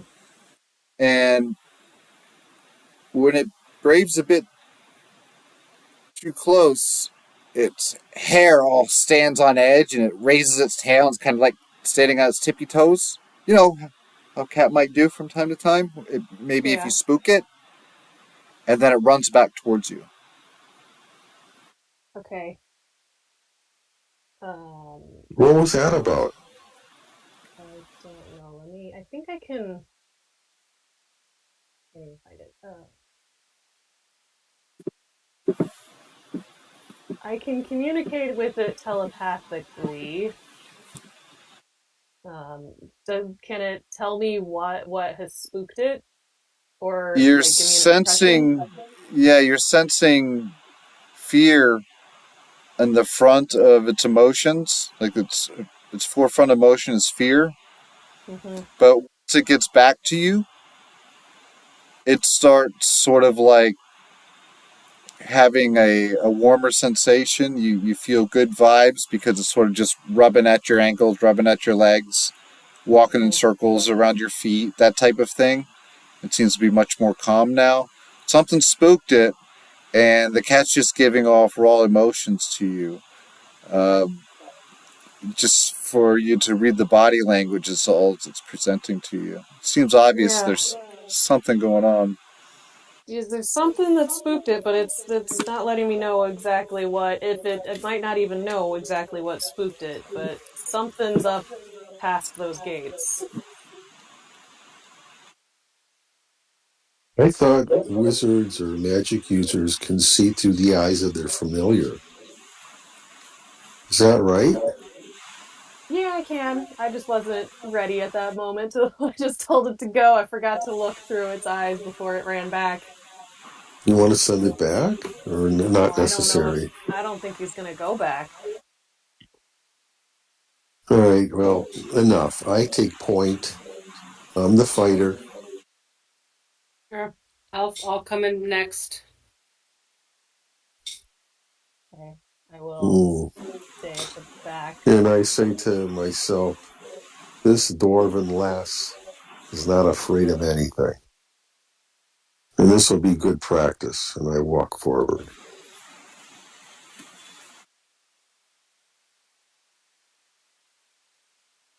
Okay, you press forward, and Mm-hmm. the mist that is thinned out along the path, what's left of it seems to part around you. And you approach the gates cautiously with your friends right behind you. And you're greeted only with silence. And these tall gates looming above you, you can hear them creaking as the doors sort of like wave back and forth with some type of like unseen breeze in the air. Unseen, unheard of breeze. Like you don't feel the breeze, you know what I mean? But the gates doors kind of creak like a wizard that might have robes flowing in a wind. That Mm-hmm. it creates this looming sense of dread. That's for sure. And Fine. there's just Um, just fog beyond the entrance. Okay. Let me double check here.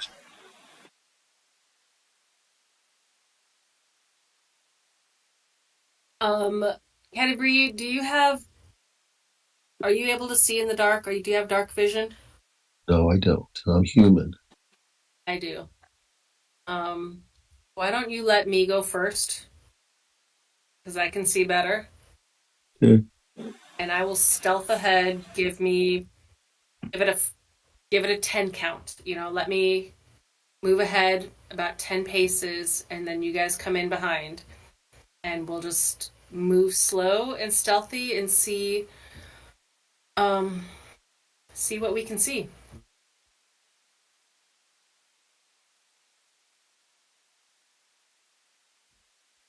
Okay. Roll stealth check. I'm gonna try from D&D Beyond. Does this work? I don't. Yes, it works. I'm rolling from Beyond. My dice, 18. Heck of a roll. Okay. So you move forward and into a heavy gray mist. Your friends right behind you, you hear them all along the way. You know they're there for you. And as you pass through the gate, the mist parts and you see towering treetops. Tops who are lost in heavy gray mist blocks out the death gray light of the day. And the tree trunks here, they almost touch. The thick, damp undergrowth presses in on you, making it impossible even to see one another momentarily. The woods on the other side of the gate have the silence of a forgotten grave, yet exude the feeling of an unseen.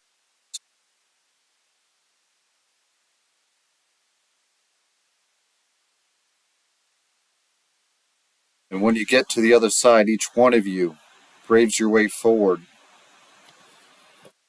Hear the sounds of growling. And the sound can't help but to draw your passive perception off to the side of the road.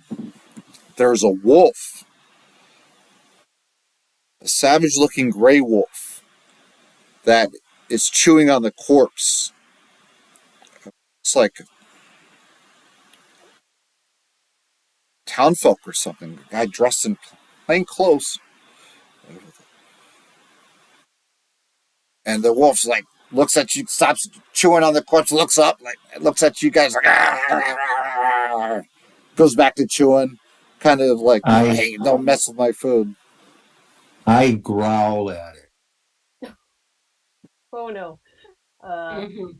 Let the druid handle the animals. Yeah, I would like to. Okay. We have a druid. I didn't know that. All right. Yeah, if you start growling, I'm like gonna rush up and grab you and like hold on. I didn't know we had a druid. That's fine. Yeah, but I think let's cast animal. No, maybe not. Can I do speak with animals with this wolf?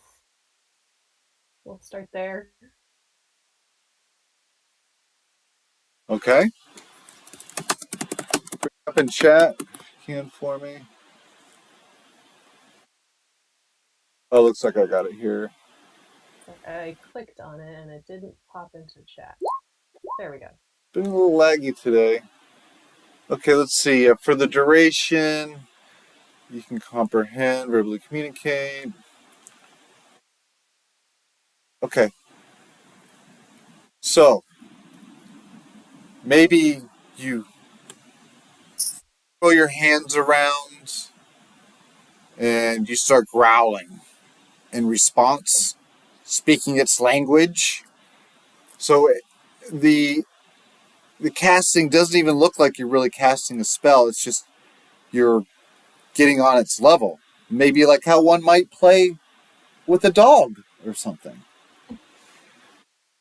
And immediately the wolf stops growling and stops chewing and looks up at you, goes woo, and gives these little floppy ears and like a sideways glance. Almost looks like a puppy dog for a moment. And it seems confused because, like, even though it seems like the understanding, the clarity of understanding seems to confuse it for a second. And then it barks kind of wildly, and you understand that as a greeting. Okay, I will greet it back in its barking language. And I don't know how smart this wolf is and how, like, does it speak like in full sentences or more in like impressions and like, I found food, yay. Well, it's a dog. Yeah, so I'll be like, is your meal good? Fresh? It lowers its maw over its portion,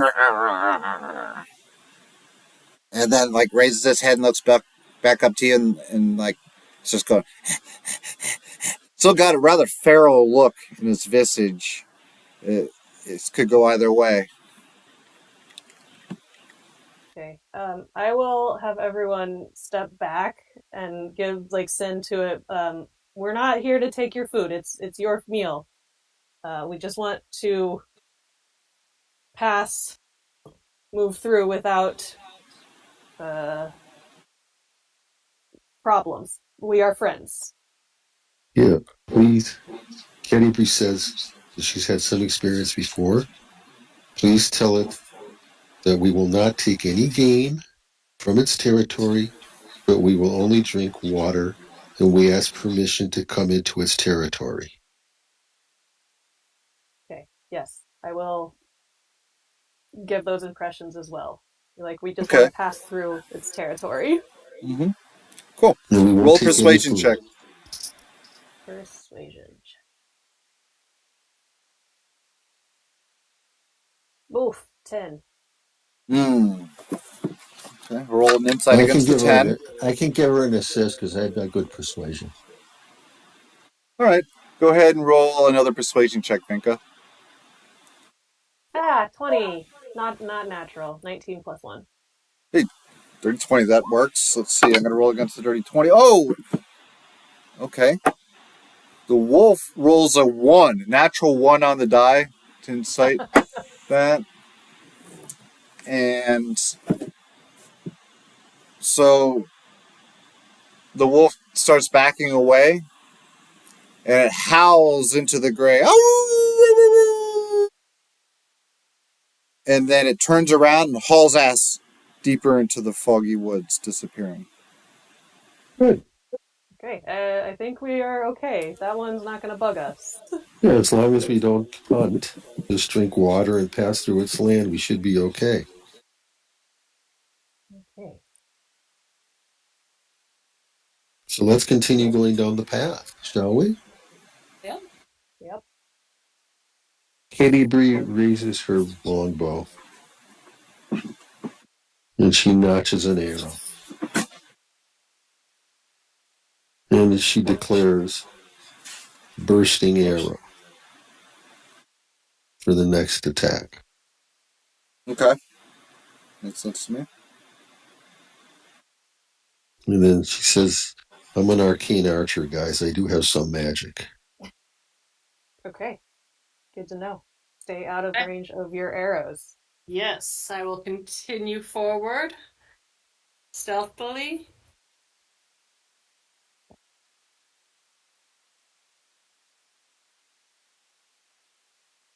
So you travel forth,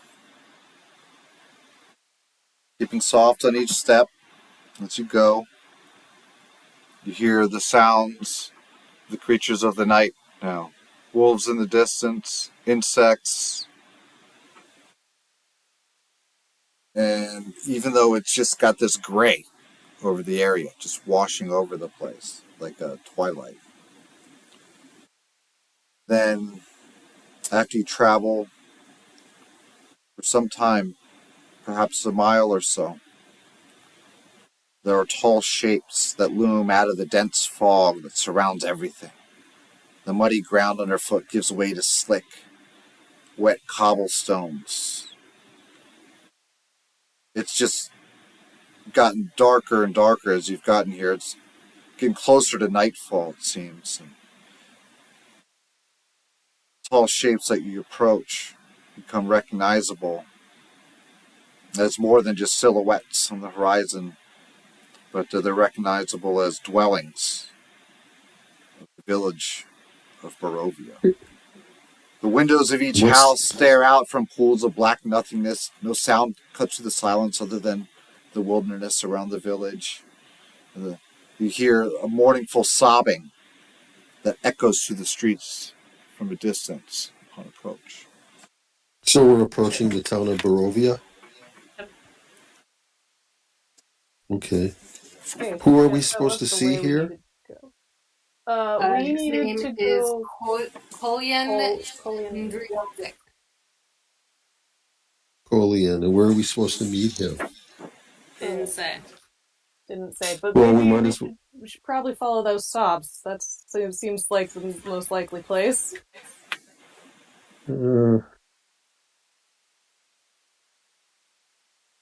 Do we see any people out and about in this town? Streets are empty.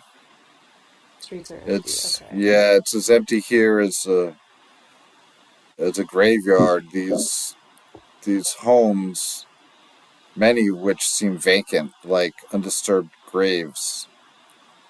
Well, some are unkempt, some are in better shape. They're all humble, though, for the most part. Do any of the homes have lights inside in the windows? Any smoke coming out of their chimneys?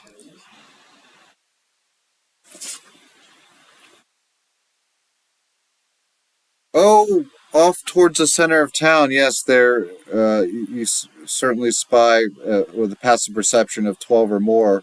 You would spy cooking fires rising up into the early night air. I think, guys, we should head towards the town, or on the way we can check out the moaning, but we should head over to the tavern. They might have information where we need to go. Yeah, Okay. Yeah. agreed. Sounds good. Let's head towards the light and That's right. Head towards the head light. towards the light. And if Maybe we maybe you should put that reach bow the away. sobbing, Oh yeah, yeah. I put it. Of course I had.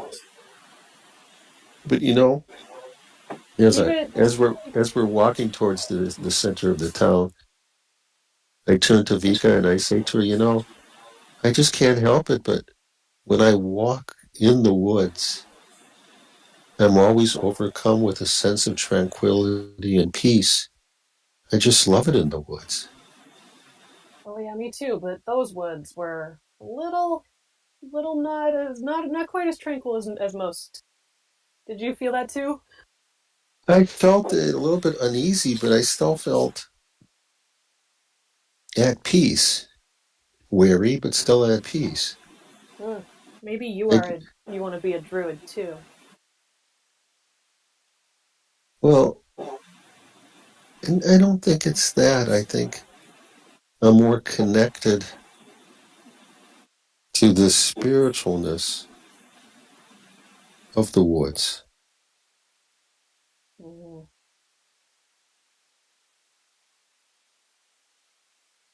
The druid's just like, Mm-hmm. Like yeah, like yep, woods are spiritual. That's kind of a druid thing. Yeah. Yeah. I was like, yeah, everybody at 15 feels the spiritual connection to nature and is profound. Yep, you'll grow out of it. Don't worry. Or maybe you won't. Maybe you will Maybe you be. won't. Maybe you Yeah. will be a druid. Yep. The spirits of the woods. And I look back at her and I say, be careful of the spirits of the woods. They are the reason I am the way I am. And I turn around and walk away. Yeah. Really? Uh-huh. I've heard of one deity who basically I've gotten this feeling, this warm feeling every time I hear her name. It's just a loving, kind feeling that I get. Has anybody heard of, what did they call her? Mialiki?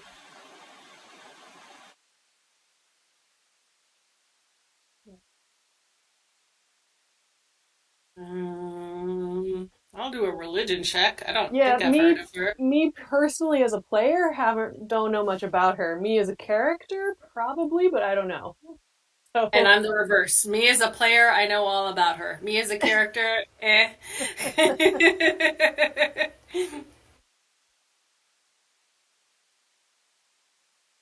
I also am rolling. I rolled an 18 on a nature check to see what I know about this god.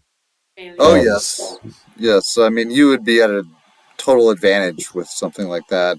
Matter of fact, you wouldn't even, as a druid from the Sword Coast, you wouldn't even have to roll for it. Yeah. To be a nature style goddess, many rangers follow Mialiki. They're obviously there are druidic circles involved, and Mialiki to be an honorable god of the cause.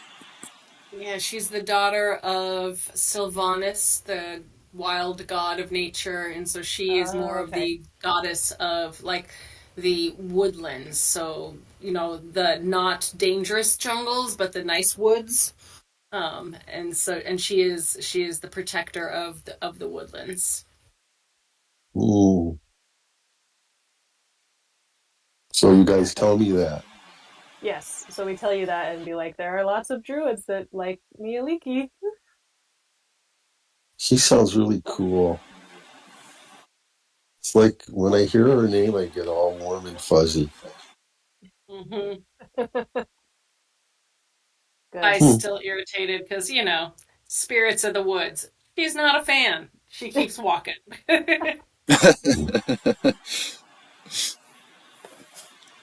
So, are you Yeah. guys headed to the center of town, or are you, towards those cooking fires, or perhaps off to the south of town? It seems that that that crying is coming from.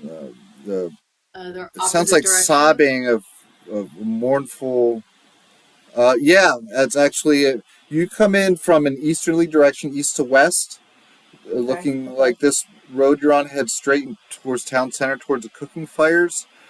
But the mournful sobbing is echoing off in the streets from the south, towards the center of town, off to the south. I Okay. So would I would lean towards going towards the sobbing. Yes, I have an overwhelming urge to help that person.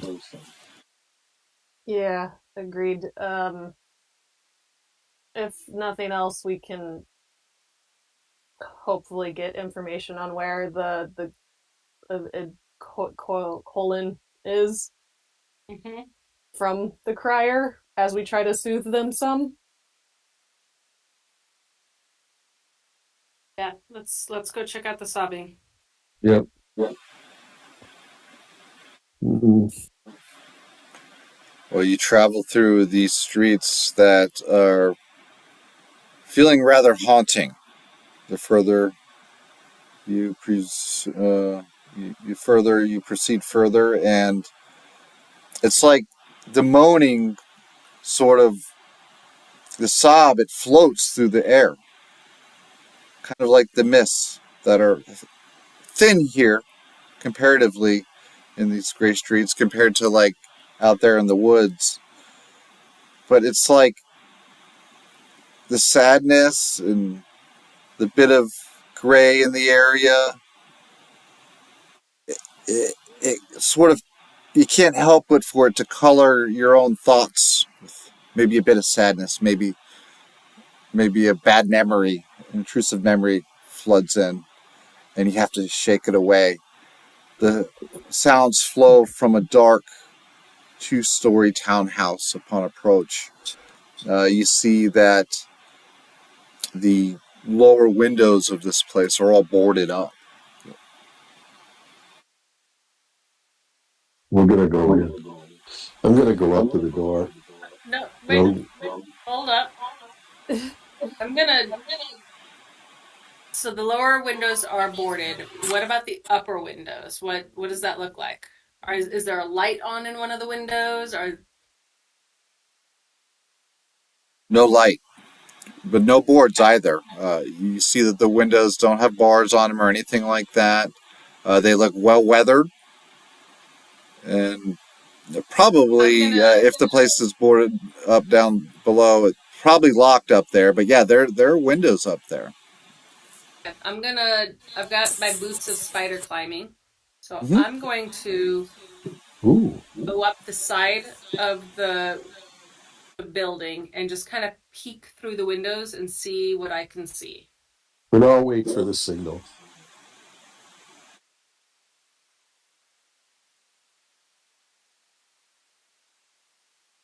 Roll a perception check, please.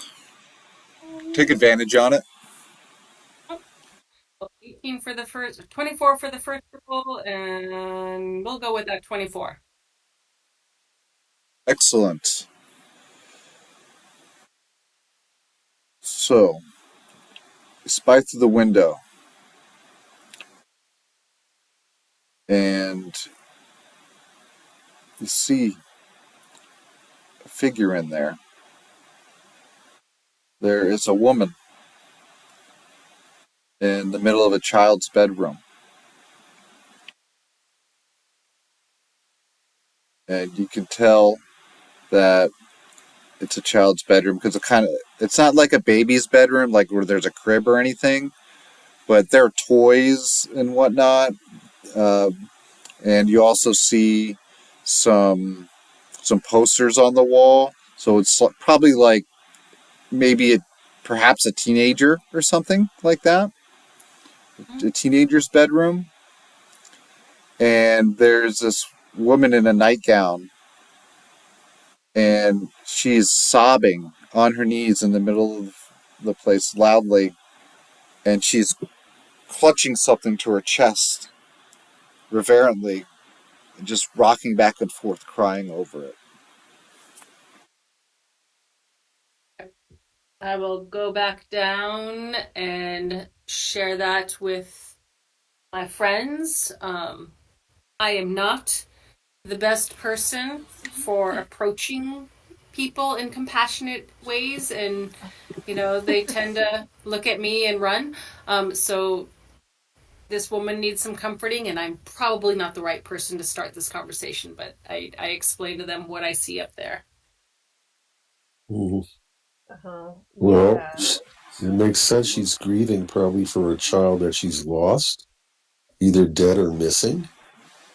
That seems to be the logical thing. Let me handle it.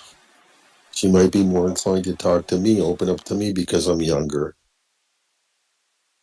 Yeah, that makes sense. And possibly the same age as the child that she's lost. But yeah, also maybe seeing another child around her child's age could be triggering, problematic, could make her cry more. We'll wait and see. Okay, I'm going to knock on the door then. Is that okay, guys? Before you go in, I'm going to take an action and give you an eerie token. So I'm gonna just take a little clip of my hair, um, and kind of braid it up really quickly, and um, put this in your pocket, and I can watch and I can talk to you. Oh, cool. Okay. I take But it. I thank you for that. And I put it in my breast pocket. okay. Uh, I am going to, at the same time you're doing that, use my hex magic to cast disguise self on my face to make it look more like less green, less like I have a twig crown on my head, look more like a standard human. Mm-hmm. That's, that's good. They won't understand. They're more comfortable with humans, probably. Yeah, And I'm just gonna stay outside and stand guard yeah, and if I you two are will. going in. I'll Yep. go in with Caddy Bree, but I'm gonna let you do the talking because I also don't really know how to comfort someone. Not our strong suits. Yeah. I knock on the door. Okay. Hello, we hear you crying.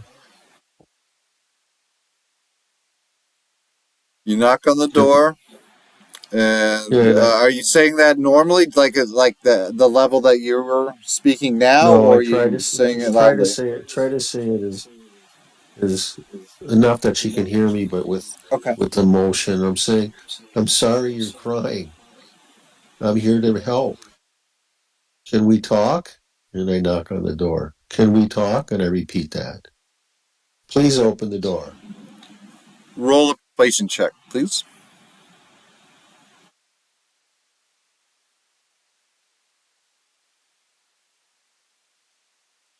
Coming up.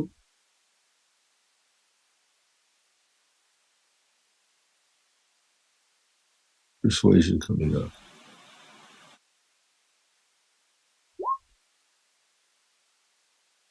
Okay. The sobbing does not cease. No one approaches to open the door. Can we try the door to see if it is will open? You check the handle of the door, and it's regular circular handle, fits into the palm of your hand just perfectly. It's weathered, and it just doesn't budge. It doesn't turn. It is certainly Okay. locked.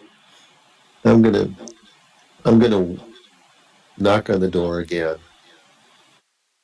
and I'll repeat what I said.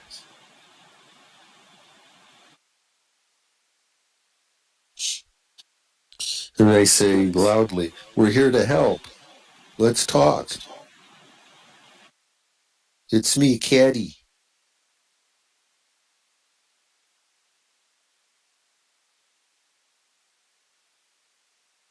Roll a persuasion check.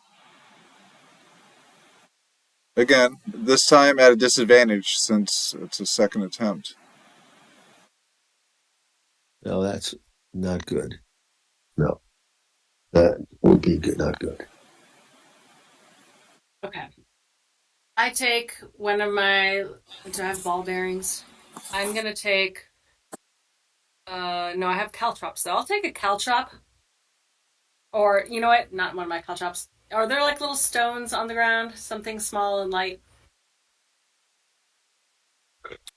Oh, sure. There's some overgrown shrubbery and Pebbles. They're pebbles. some Yeah, pebbles and some I'll grab mulch that's not a thick, but there's pebble. all types of loose rubble. I'll just grab a pebble and just toss it up at the window.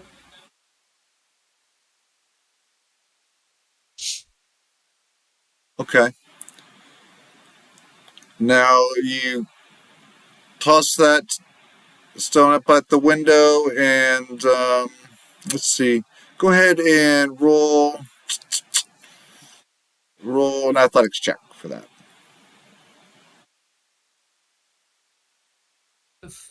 13. Okay. Well, that'll pop the window. It's not going to bust it. Just a little stone, Excellent. like some Romeo and So, Juliet shit or something. yep, And exactly. you And then know, I'm gonna kind of step into the shadow and let Caddy Bree be standing there, like Cyrano. What was it? Cyrano de. What's The that? Bergerac. Right? That's the one. Yeah. I'll stand Cyrano behind de and let Bergerac. you do the talking. Hey, hey, hello in there. We came here to help.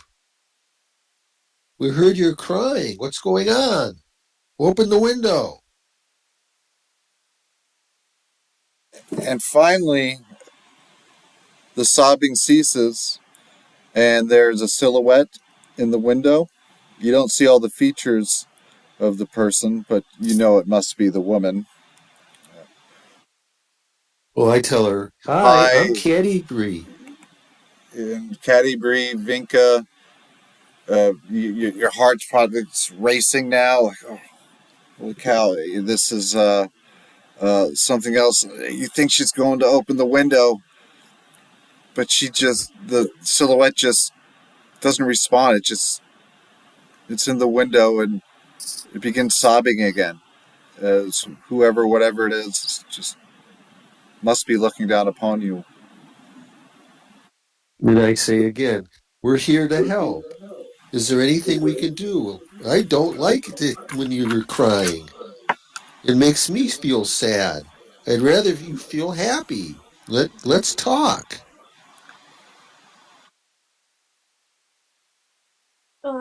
Maybe if she doesn't want to talk right now, maybe whoever is has those fires in the center of town will have some information and could let us know how to help her There's more. some clanking sounds as the silhouette seems to move to open the window.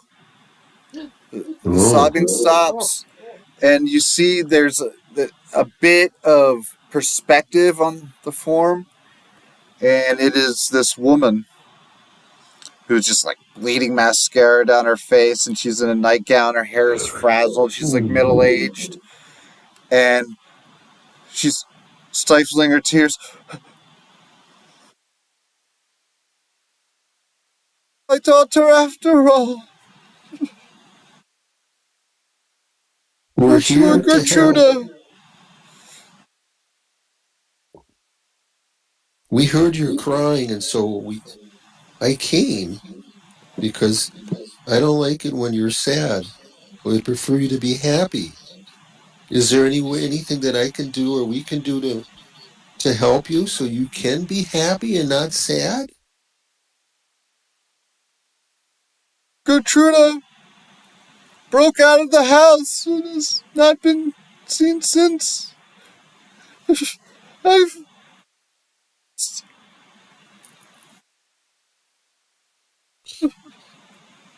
Is it okay if we come in? Just, we can sit down and talk? Or You, would you feel you, more comfortable talking from the window? you might be messengers of the Dark Lord! And then she quickly shutters the window. Her silhouette disappears. All right. Okay, Uh, so her daughter Gertruda has been missing for a few days, guys. yep. Yep. And She's There's scared a of the Dark Lord. There's a possibly she's been abducted by the Dark Lord. We don't know, but clearly she's scared of the Dark Lord. Yep. Okay. Okay, I That's think we good. got enough. I think we Yeah. got enough information here. Let's move to the tavern and see what's going on. Yeah. Agreed. Agreed. Let's head out to see about Coriander. Okay, very good. Because guys, we got to get paid. Yeah. I mean, oh, Well, moving north towards the center of town, you see that there is one particular structure that looms larger than the rest. Must be the ruler town's home, for it is more of a manor than anything else that you can compare it to in this village. And 2 doors down, there seems to be a structure that has a bit of activity going on, opposed to anywhere else in the town square. There's a single shaft of light that thrusts into the main square, its brightness like a solid pillar, and a rather heavy fog here in this area. And above the doorway, there's a sign that hangs precariously askew, proclaiming this is the Blood on the Vine Tavern. finally, we Strange can name for a get out. tavern, but sure. We can get out of the cold. Maybe they have some hot apple cider, which would be great. And maybe some biscuits and cheese. Oh, it'd be wonderful. Yeah. Yeah, okay. Into the Head to- tavern. into the tavern. Mm-hmm.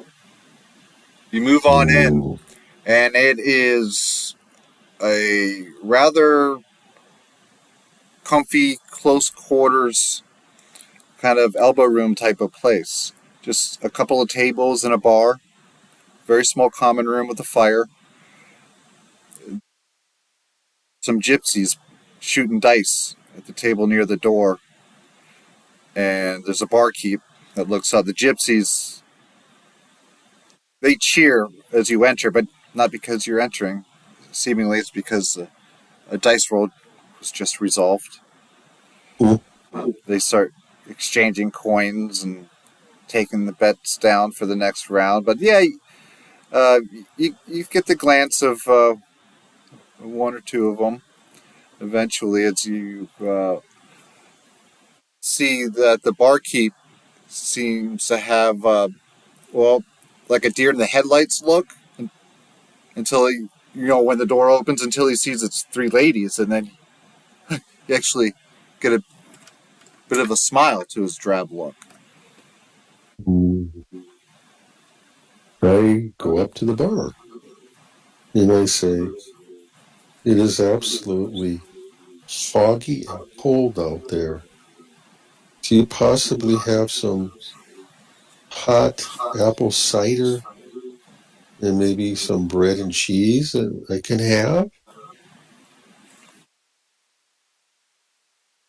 Um, I Or for will us? pull out a couple of coins and be like, "We will pay for them, not just have Catty Bree." Of course, I would pay for it, of course. She has money too. Of course. And immediately, the barkeep just starts working behind the bar and rummaging around and apple ciders for all of you. He confirms.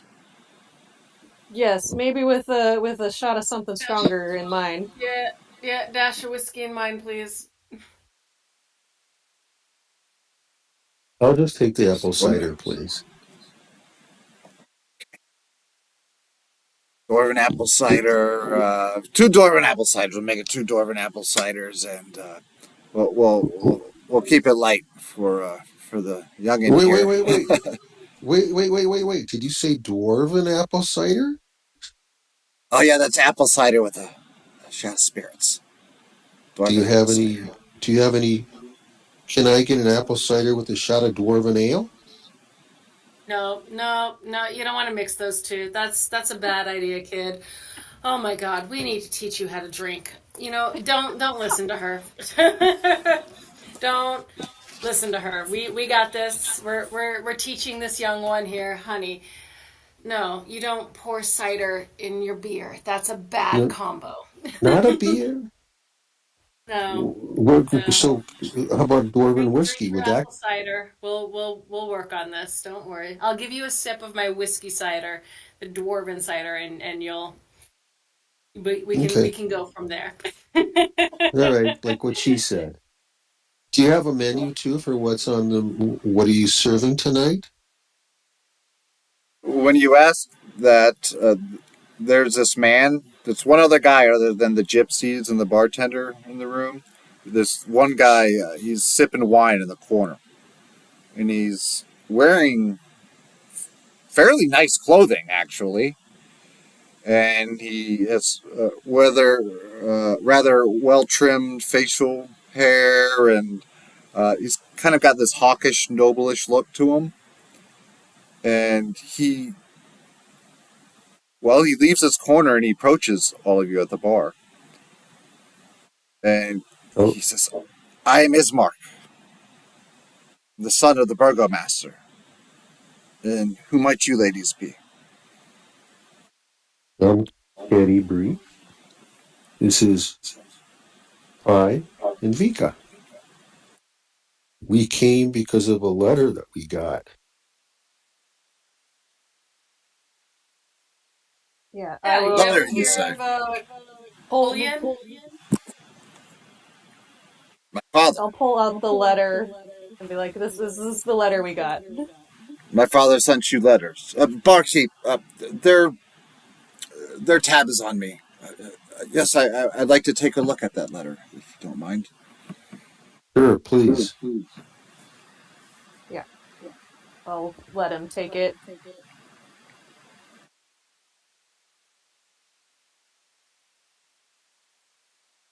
And he looks over this parchment that he immediately unfurls.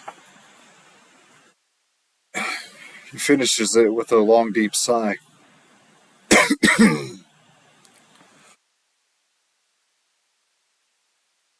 It's my sister. Furls up the parchment and he hands it back to you. Your sister? Yes, my sister. She's adopted, and we're having issues with her ever since father died a few days ago. Insight I'm check. surprised this letter got to you at all.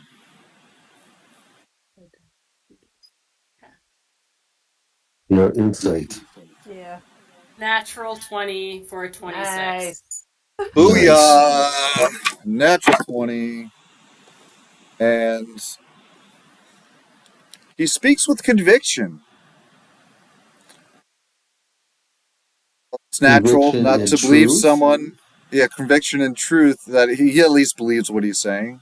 And while you know you don't necessarily want to believe everything someone at the bar says to you right away, especially in a situation like this, the man's regal approach makes you believe him and believe his conviction.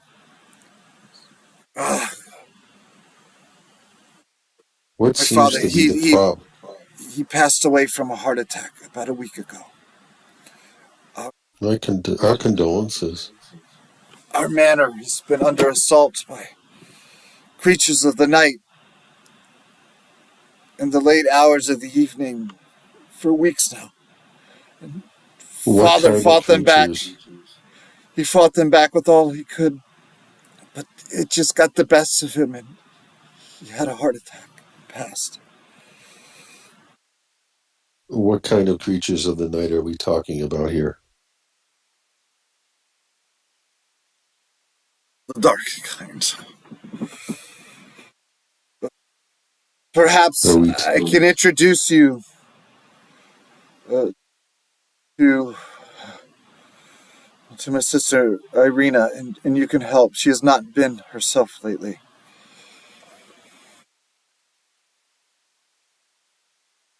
Do you know about the mother of the child, Gertruda? Or do you know what happened to Gertruda?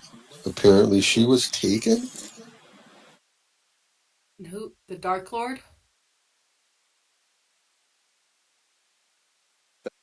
He kind of looks away with that mile, like that. What do you call it? That 1,000-mile stare. 1,000 Mile Stare. Mm-hmm. Snap to it, sir. Did And something perhaps happen to your sister before she changed? Sorry, that's a lot of questions all at once. She's not. We don't know if she's changed or not. Is she here, or was she taken like Gertruda? she's changed. She's changed quite a bit since Father died. I'd say we all have. Uh, Tell me of yourselves. I do not know of you here in this town. How do you know Gertruda? Yes, of course I know her. We met her mother coming in. We heard her crying, and we spoke to her out of compassion and caring. And she thought that we were talked to her for a while. We found Yes. out that Gertruda was taken. She mentioned the Dark Lord, that she thought we were agents of the Dark Lord, and she slammed the window on us. And what I do is I put my left hand on the table, and for him to see my noble signet ring. And I tell him, I am Caddy Bree, Brunner daughter. I am a member of the Lord's Alliance. I am honor bound and sworn to help.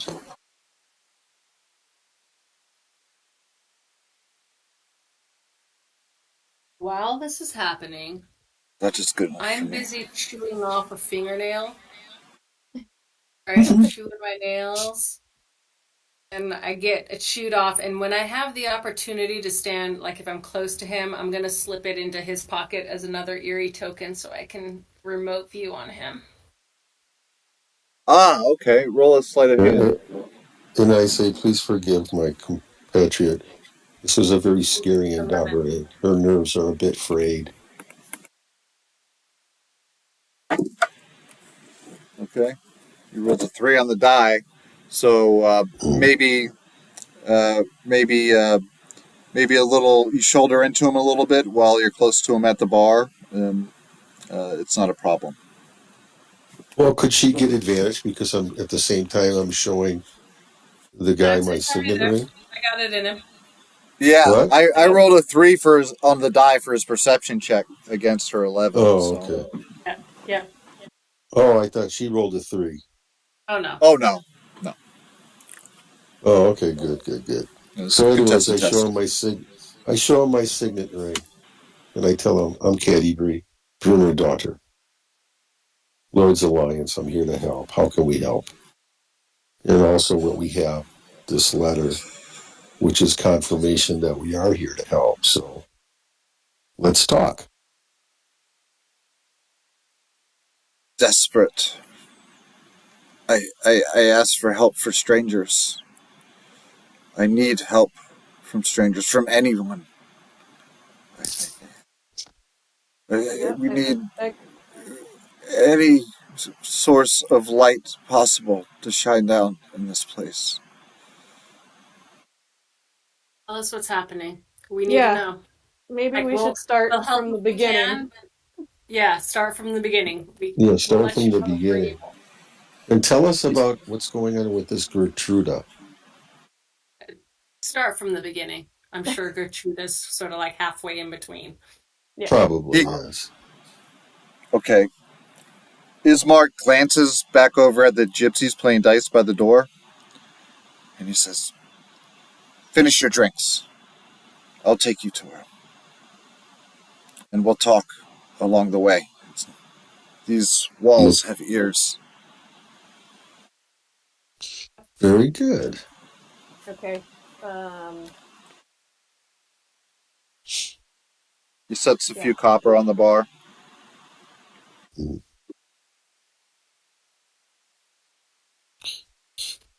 Let's go, guys. We'll follow. Yeah. Okay. He leads the way. He's got a bit of confidence to his step, and back out into the foggy town square. And he seems to be leading the way to the manor house that's a few doors down, the largest of structures you've found here in the village. And he says, "Barovia is... it's become stuck in a perpetual loop of, well, what you see around you now. It's been stuck.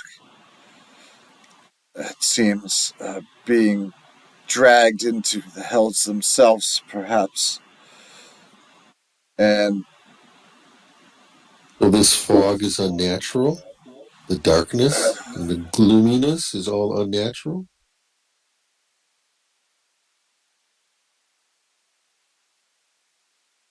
looks up to the skies, into what he can see of the sky, with the limited visibility, with the fog looming overhead.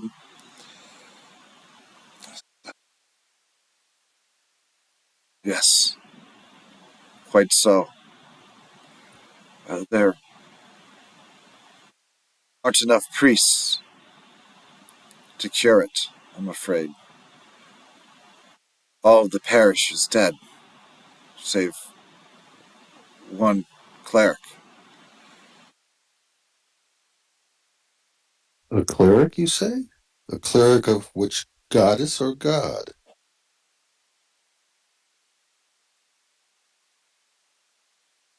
So, a good man.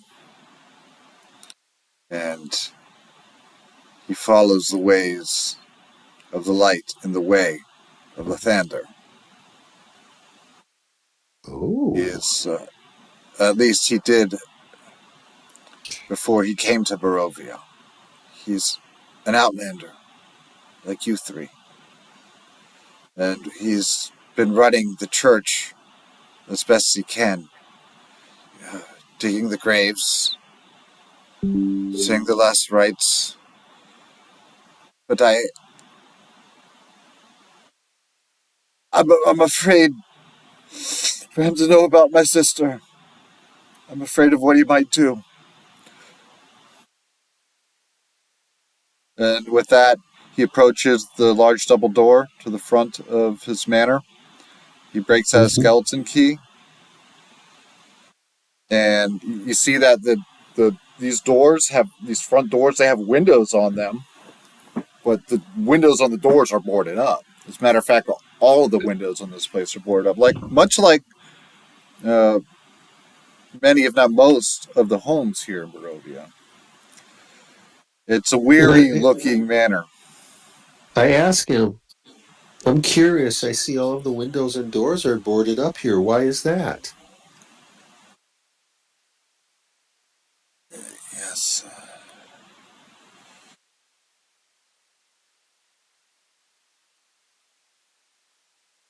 He looks back at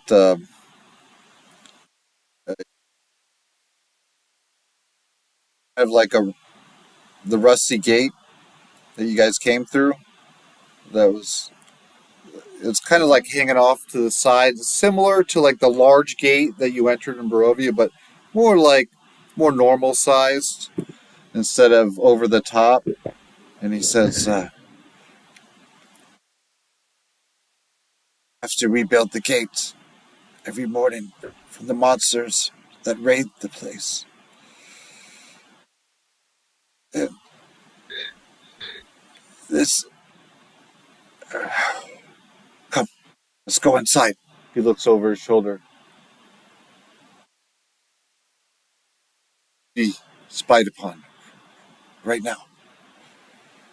It kind of like half ignores your question out here. And so he jiggles the lock, and the door groans open, and he presses his way into the home. And you would see that he just expects you to follow. He has a sense of urgency about him. Before I go inside, can I do a perception check of just the area that he's been looking to see if I notice anything? That's a 14. Okay. There are weeds that choke the grounds and sort of press the menace upon the house itself. Yet against the walls, the growth has been trodden under to form paths and upturned earth all about the yard. And you would notice heavy claw markings have stripped the once beautiful finish off the walls here of this place. There are great black blottings that tell of maybe fires that have assailed the walls.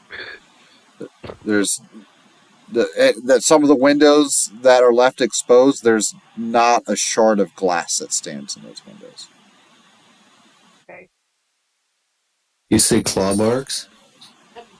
Yeah, so something has been pacing around the outside of the walls, wearing down the natural growth. There's claw marks on the walls. It looks like there's some smoke damage and maybe some char from attempted fires, and all the windows that aren't boarded up are broken. So something is clearly assailing this place, probably repeatedly based on the plants. Is there snow on the ground or is it just muddy? Oh, it's just muddy and worn, overturned. I'd like to do a nature check to see if I can find any prints.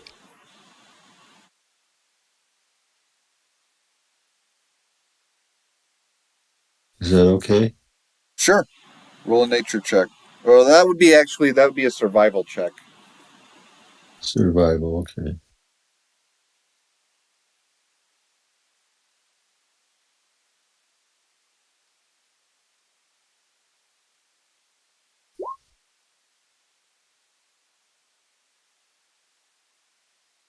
Nothing obvious to you.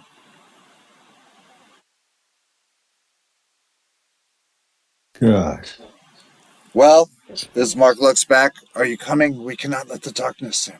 No more than it already has. Yep. Yes, All right. absolutely. All right. We'll follow It, him inside. it comes in waves, you see. What creatures are, well, if we go inside, the first thing I'm going to ask him is what creatures are attacking you?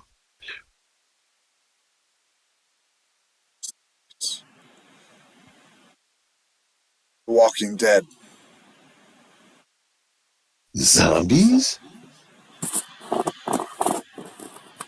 Little girl, if that is not enough to get you in the house into safety, I don't know what is.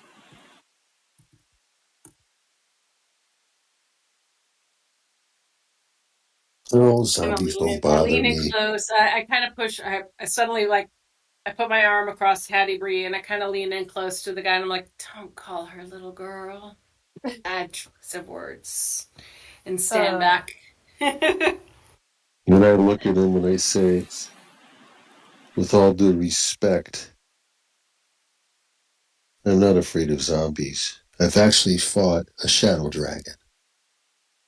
Not successfully, but I did fight a shadow dragon.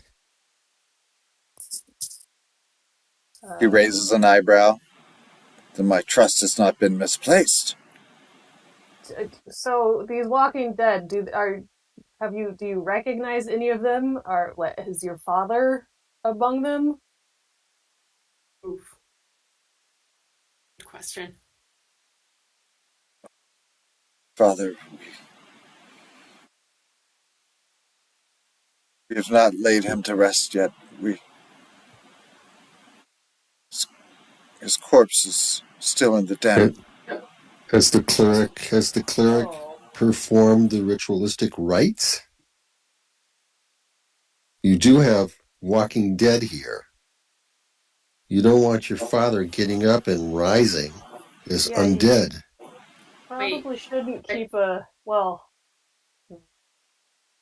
but you were afraid of what the cleric might do to your sister. So is what the cleric doing helping or not? Oh, Miss, my sister Irina, she refuses to seek assistance from the priest. She refuses aid. She refuses to leave her father's side, and she's lost her mind. She is mad, and his corpse has stunk up the house. I I don't know what to do. What do you want us to do? I mean, you actually, or your father sent us the letter. What is it that we are supposed to do? How can we help?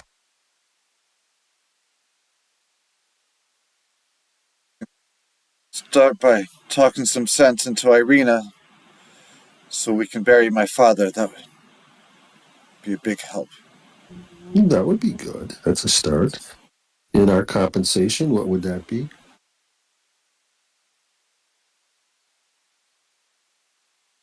I'm happy to help in any way I can.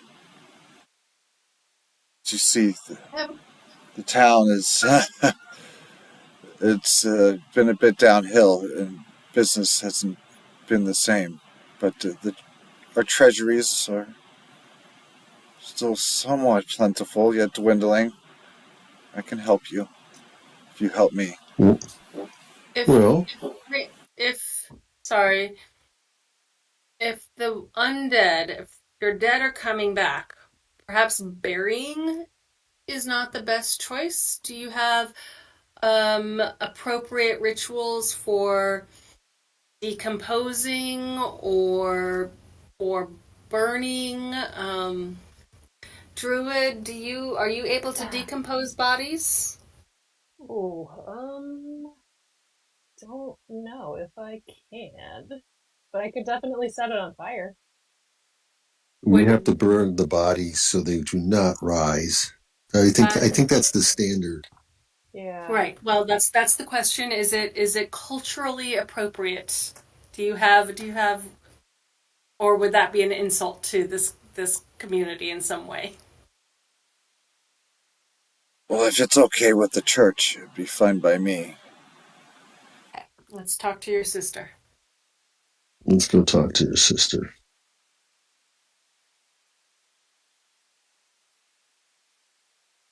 But before we Before do the that, darkness gets to you.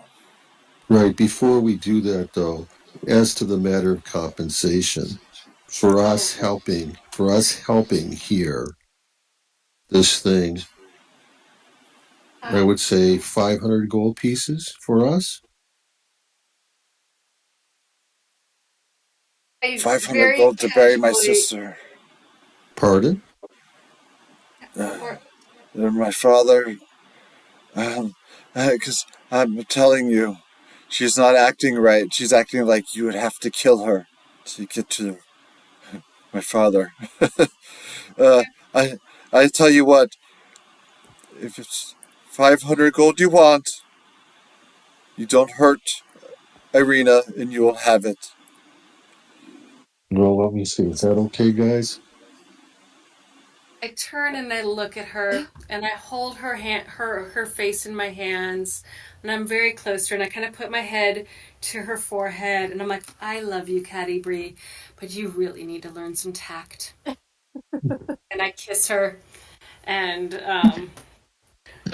turn around Money's and money. We got to earn a living. no tact, tact.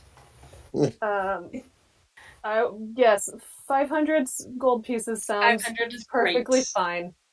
Thank you. Yes, And See, that's good. Thank you. his Mark's got tears in his eyes. apologize for the words up front. If gold is all that you want, then I'll see that you have it. We'll Well, see what. I would have to help Yes. anyways, but I'm We'll under the gun, I'm trying to Okay. gather funds. we'll see Well, what this right. entails, We'll and see what this entails, and we'll talk about payment later. yes, We're we'll here more start. to help, and the compensation I'm sure we will find is adequate. And it may or Hmm? may not be gold. It may be more than, it may be something else. We'll do what we can. Okay? And I nudge Caddy Bree really hard in the ribs. Yeah. And I say underneath my breath, fine, but I need the gold. Yes, we know Mm-hmm. you need the gold, but Shut not up. not the time right now. Poor timing. Let's go talk to the daughter. Yeah, Yep. let's go talk to Irina. Caddy Bree, don't ask about money. Yep. Caddy Bree, shut up. That's not the dwarven And way. I put my arm around her and I kind of give her like one of those hard noogies that like an older sibling would do. That it's fun and loving, but also hard enough to hurt just a little bit. Fine. But we'll get money. That's fine. We'll get money. We're good. Let's go and We're good. slap her Let's on the go. hand, and we follow Ismark to meet his sister. While well, I'd like to just like look around and see what state the interior is in, the similar way to what I did outside. So I can roll a perception check for that to see. Oh, it's only a 9. I don't notice much.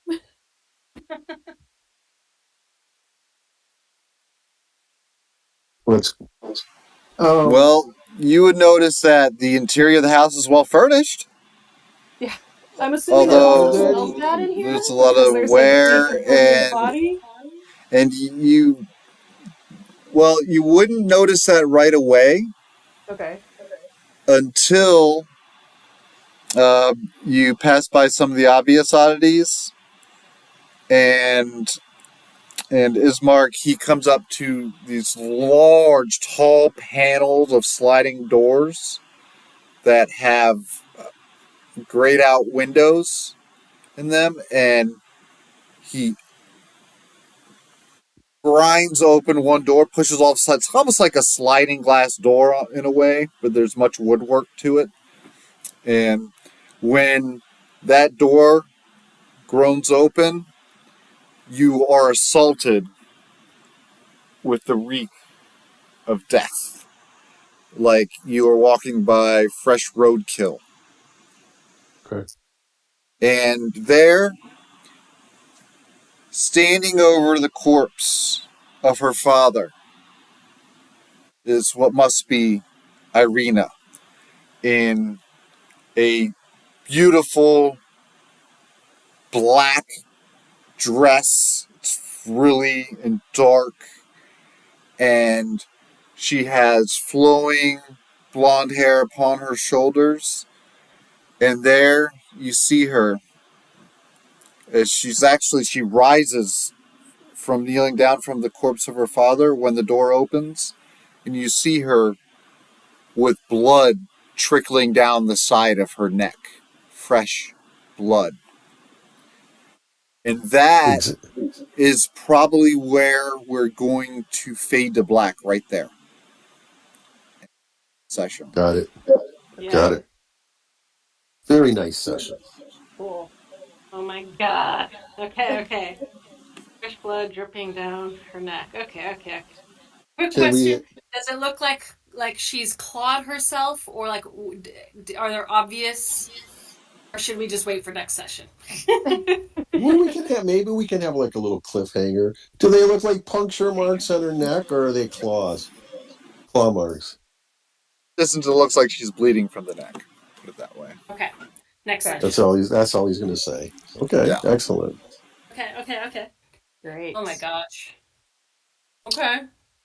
Well, I appreciate you Dun, guys. dun, dun. We got to go bar hopping, right? A Yeah. little goofy at the beginning, break the ice, and then things started slowly getting darker and more serious and atmospheric, and yeah, it was fun. I dig it, and the Mm, personalities are starting to come out. Yeah. I'm digging this. I'm very good at this.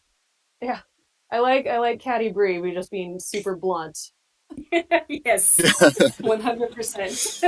Remember, Yeah. I'm just playing the character. She's been raised by dwarves, and dwarves are Yeah. not political. Yeah, They're blunt. there's no subtlety with Caddy Brie. Mm-mm. Love it. Yeah. It's bluntness. Yeah. She's Plus, helpful remember, because dwarves are very hard to make friends. Once they make friends for a long time. But they're quick to anger as well, and they carry grudges in friendships. great. Cool. But Well, just playing the that was character. cool. This is a fun, fun like personalities in this particular group. I'm very Yeah, interested. Yeah. yeah. It's Notice a that Caddy. lot of fun, and oh, I'm sorry to interrupt, but like it didn't feel like we were doing a live stream or anything. Like once we got going, you shake off No, the Oh, little I forgot that we nervousness. were no, that doing was it. good. Oh But yeah. notice how Caddy Bree almost pulled rank Yeah. She Hmm did try. Yeah, I saw that. hmm because she put her hand on the table showing her signet ring. hmm Mm-hmm. It That's came that's very close, but she didn't have to because it's better for her to remain quiet. The least, I mean, even you guys don't know really yet who she is. I mean, you guys wouldn't know who Brunner is. Mm-mm. yeah. You talk about these people, and I'm just like, nope, don't know who these people are. It It's Yeah, just like goes over I my get head. the it's like player something knows she them, just sings the about. character doesn't. No, the players know who she is, everything about her, but in character, not a thing yet. Yeah, Karen, if you haven't read the series from Ari Salvatore about Dritz, that's where she comes from. Yeah. No, I have not. Maybe I will put it on my That's the Forgotten Oh, Realms. my library. absolutely one of Oh the yeah, best series of books I think I've ever read. yeah. I read it first when I think I was like 15, and I have read it over and over and again. It's all time one of the best characters I think ever created, and a whole group of people around him. Just fantastic book. And I'm trying to play her Yeah, according you've to the got the book. attitude. You've got the attitude for sure. I mean, and then also notice that she's at calm and at peace, even in a murky, foggy hmm wood. hmm Yeah, she Something's, likes being out in nature, and oh, she's sassy. Cool. yeah, that's why she needs to be instructed in more subtlety. hmm Yes, we can work on that with her. Yeah, yeah. I remember being 15. I'll help you out. Well, Nobody's subtle at 15. nobody's subtle at 15, that's true, but even more so since she was raised by dwarves. hmm There's no such thing as subtlety amongst dwarves. But there's Very true. such a thing, but there's such a thing as guilt, tremendous guilt. Dwarvish mothers and grandmothers are masters of guilt. They So can they're guilt you to do Italian. anything. Huh? So they're Italian, is what you're telling me. Dwarves are descendants of Italians. All of a Yes. sudden, it all makes sense because they're all hairy too. Like every Italian grandmother has like a beard. So, oh my God, Maybe they were dwarves the are source of Italians. dwarves. Maybe that was the. Well, Ari Salvatore is of Italian or heritage. Yeah. Maybe you got it from that. Yeah, hmm like why do all dwarves have to have a Scottish or a Russian accent? Yeah. They could have Yeah. Italian accents. I bet they do. I mean, what And was the origin of Italians are that? very emotional. Like they are like they can hold grudges, right? Talk about grudges. Italians master that. So I Oh, think.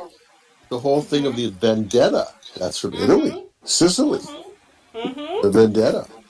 I think we need to rewrite dwarves here. They're Italian, not Scottish.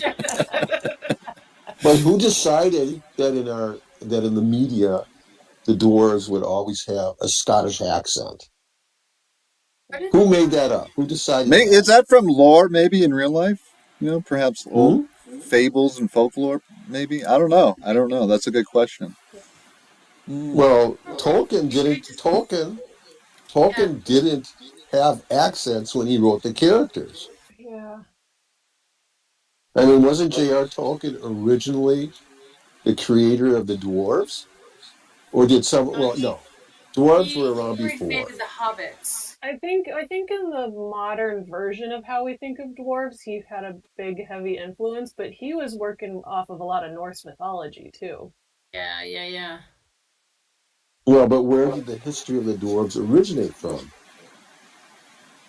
In I think literature. from. I think probably like aren't there digs from archaeology where they found hobbits and stuff like that? Maybe it's from just Oh, here we go. that kind of Dwarves stuff. is a type of Past supernatural being lost in civilizations. Germanic Who knows? Yeah, but here, Germanic who's got it? folklore. Germanic myths too. Okay. Germanic. So it's Germanic. So Mm, they should have okay. Germanic accents, not Scottish accents. Apparently, Tolkien also mentioned a connection with Jewish history and language for his Mm. dwarves. Okay, great at the guilt right there. Yeah. Yep. Yeah. No, it's Italian, Jewish, and Irish. Yeah. But don't forget the Irish are very powerful in guilt as well. Hmm. I think that's just And the then way there's some parents old are in Norse. general. Yep. Karen, you're right. There's some old dwarves, like in Old Norse, dwarves feature throughout. I can't pronounce Hmm. those words. But yes, dwarves are in Old Norse as well. Hmm. Oh, are dwarves part? Yeah, dwarves are part of Norse mythology as well. Yeah. So it's basically Northern European, or European in general, is the origin of the Norse.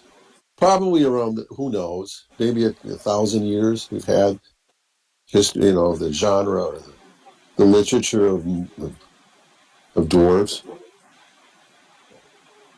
It's interesting, really interesting. I've always been fascinated about the history of certain creations, Yeah. literary Absolutely. creations. Yeah, Yeah. like does art interpret uh what is it? Is art based off real life or is real life based off art? And to get down to the bottom of that, it could take a lifetime. You Yeah. know, So I have was a theory everything? on that. You watch, like, ever since the advent of reality TV, reality has gone a little crazy. I think life imitates art. Damn you, I like Survivor! with It's art all you have more Survivor's of an fault. idea. With art you have It's all more of an Survivor's fault. idealization. With It's with my art you have island. more of with art you have more of an idealization of the human experience. But reality shows you see the disgusting reality of some of these families. It makes you want to puke. Oh, I don't know. Yeah. But I don't anyway, it was always Anyway, better when the Survivor shows were full of naked people. Than yeah. how can you go wrong with a show full of naked people trapped on an island? I mean that's going to change a culture. That's if you put But that on you see, mainstream that's TV. also truly biased as well and stereotypical. You're not going to have a 350-pound person out in Survivor out there. Yeah, I don't know. You won't. Yeah. Have you seen Alone? No. So Alone, they choose people who are supposedly survivalist experts and drop them off in these remote locations, and they have like, before they drop them off, they get an option of like they can take 10 items with them, period. And I remember this one series, I think it was season 2, maybe season, no, it was season 2. And they chose this guy who was like easily, like he was like this 200-pound idiot, right? Who basically was heavier than everybody else, and so he could starve longer, and that's how he made it through. Oh man. Oh, that's terrible. How did that guy get picked? It blows my mind. Everybody else were like, they were survivalists, like they knew their survival skills and were working, and this guy just outstarved everybody. Because he had an unfair advantage. Mm-hmm. Mm-hmm. That's really not good. It's like it's like winning a fight without throwing a punch. Mm-hmm. Hello, next week we have another person joining Different us. Strategy. Is that it? Well, we're going to work on that. Person? I'm going to do some recruiting. You know how we do around here. And I'll talk to the community a little bit. And yeah, we'll try to get number 4 in. If not, maybe a couple more players. I think 3 is good. And we have a good vibe. We have a good core. And if we could find a great fit that's in addition to this, that'd be wonderful. That'd be fantastic. Well, so if you know anybody, let them know. We're pretty casual, and we just have a good time. That's what we're doing. But the reason why I asked was I thought, Rue, you said that you had a friend of yours. Huh? Nope. Let it go. Oh, no, he couldn't make it. Yeah. No, okay. But so that's okay. Yeah, shit happens. I didn't have that information. That's why I asked. Yeah, it's real life. Real life gets in the way sometimes, and we're just trying to have a fantasy world. So, screw real life. So is this recorded for us now? Yeah. This session was recorded? Yeah. Send us for your YouTube. What the plan is here is I'm going to hit stop now. We're at about 3 hours and 3 minutes, and I'm going to upload it all night to YouTube, and I'll drop the link sometime tomorrow once the day gets going, and hopefully the transfers worked out and the file works, and we're all good to go. I think it's a good practice for us, right? Good experience overall. So thank you all very much. It's no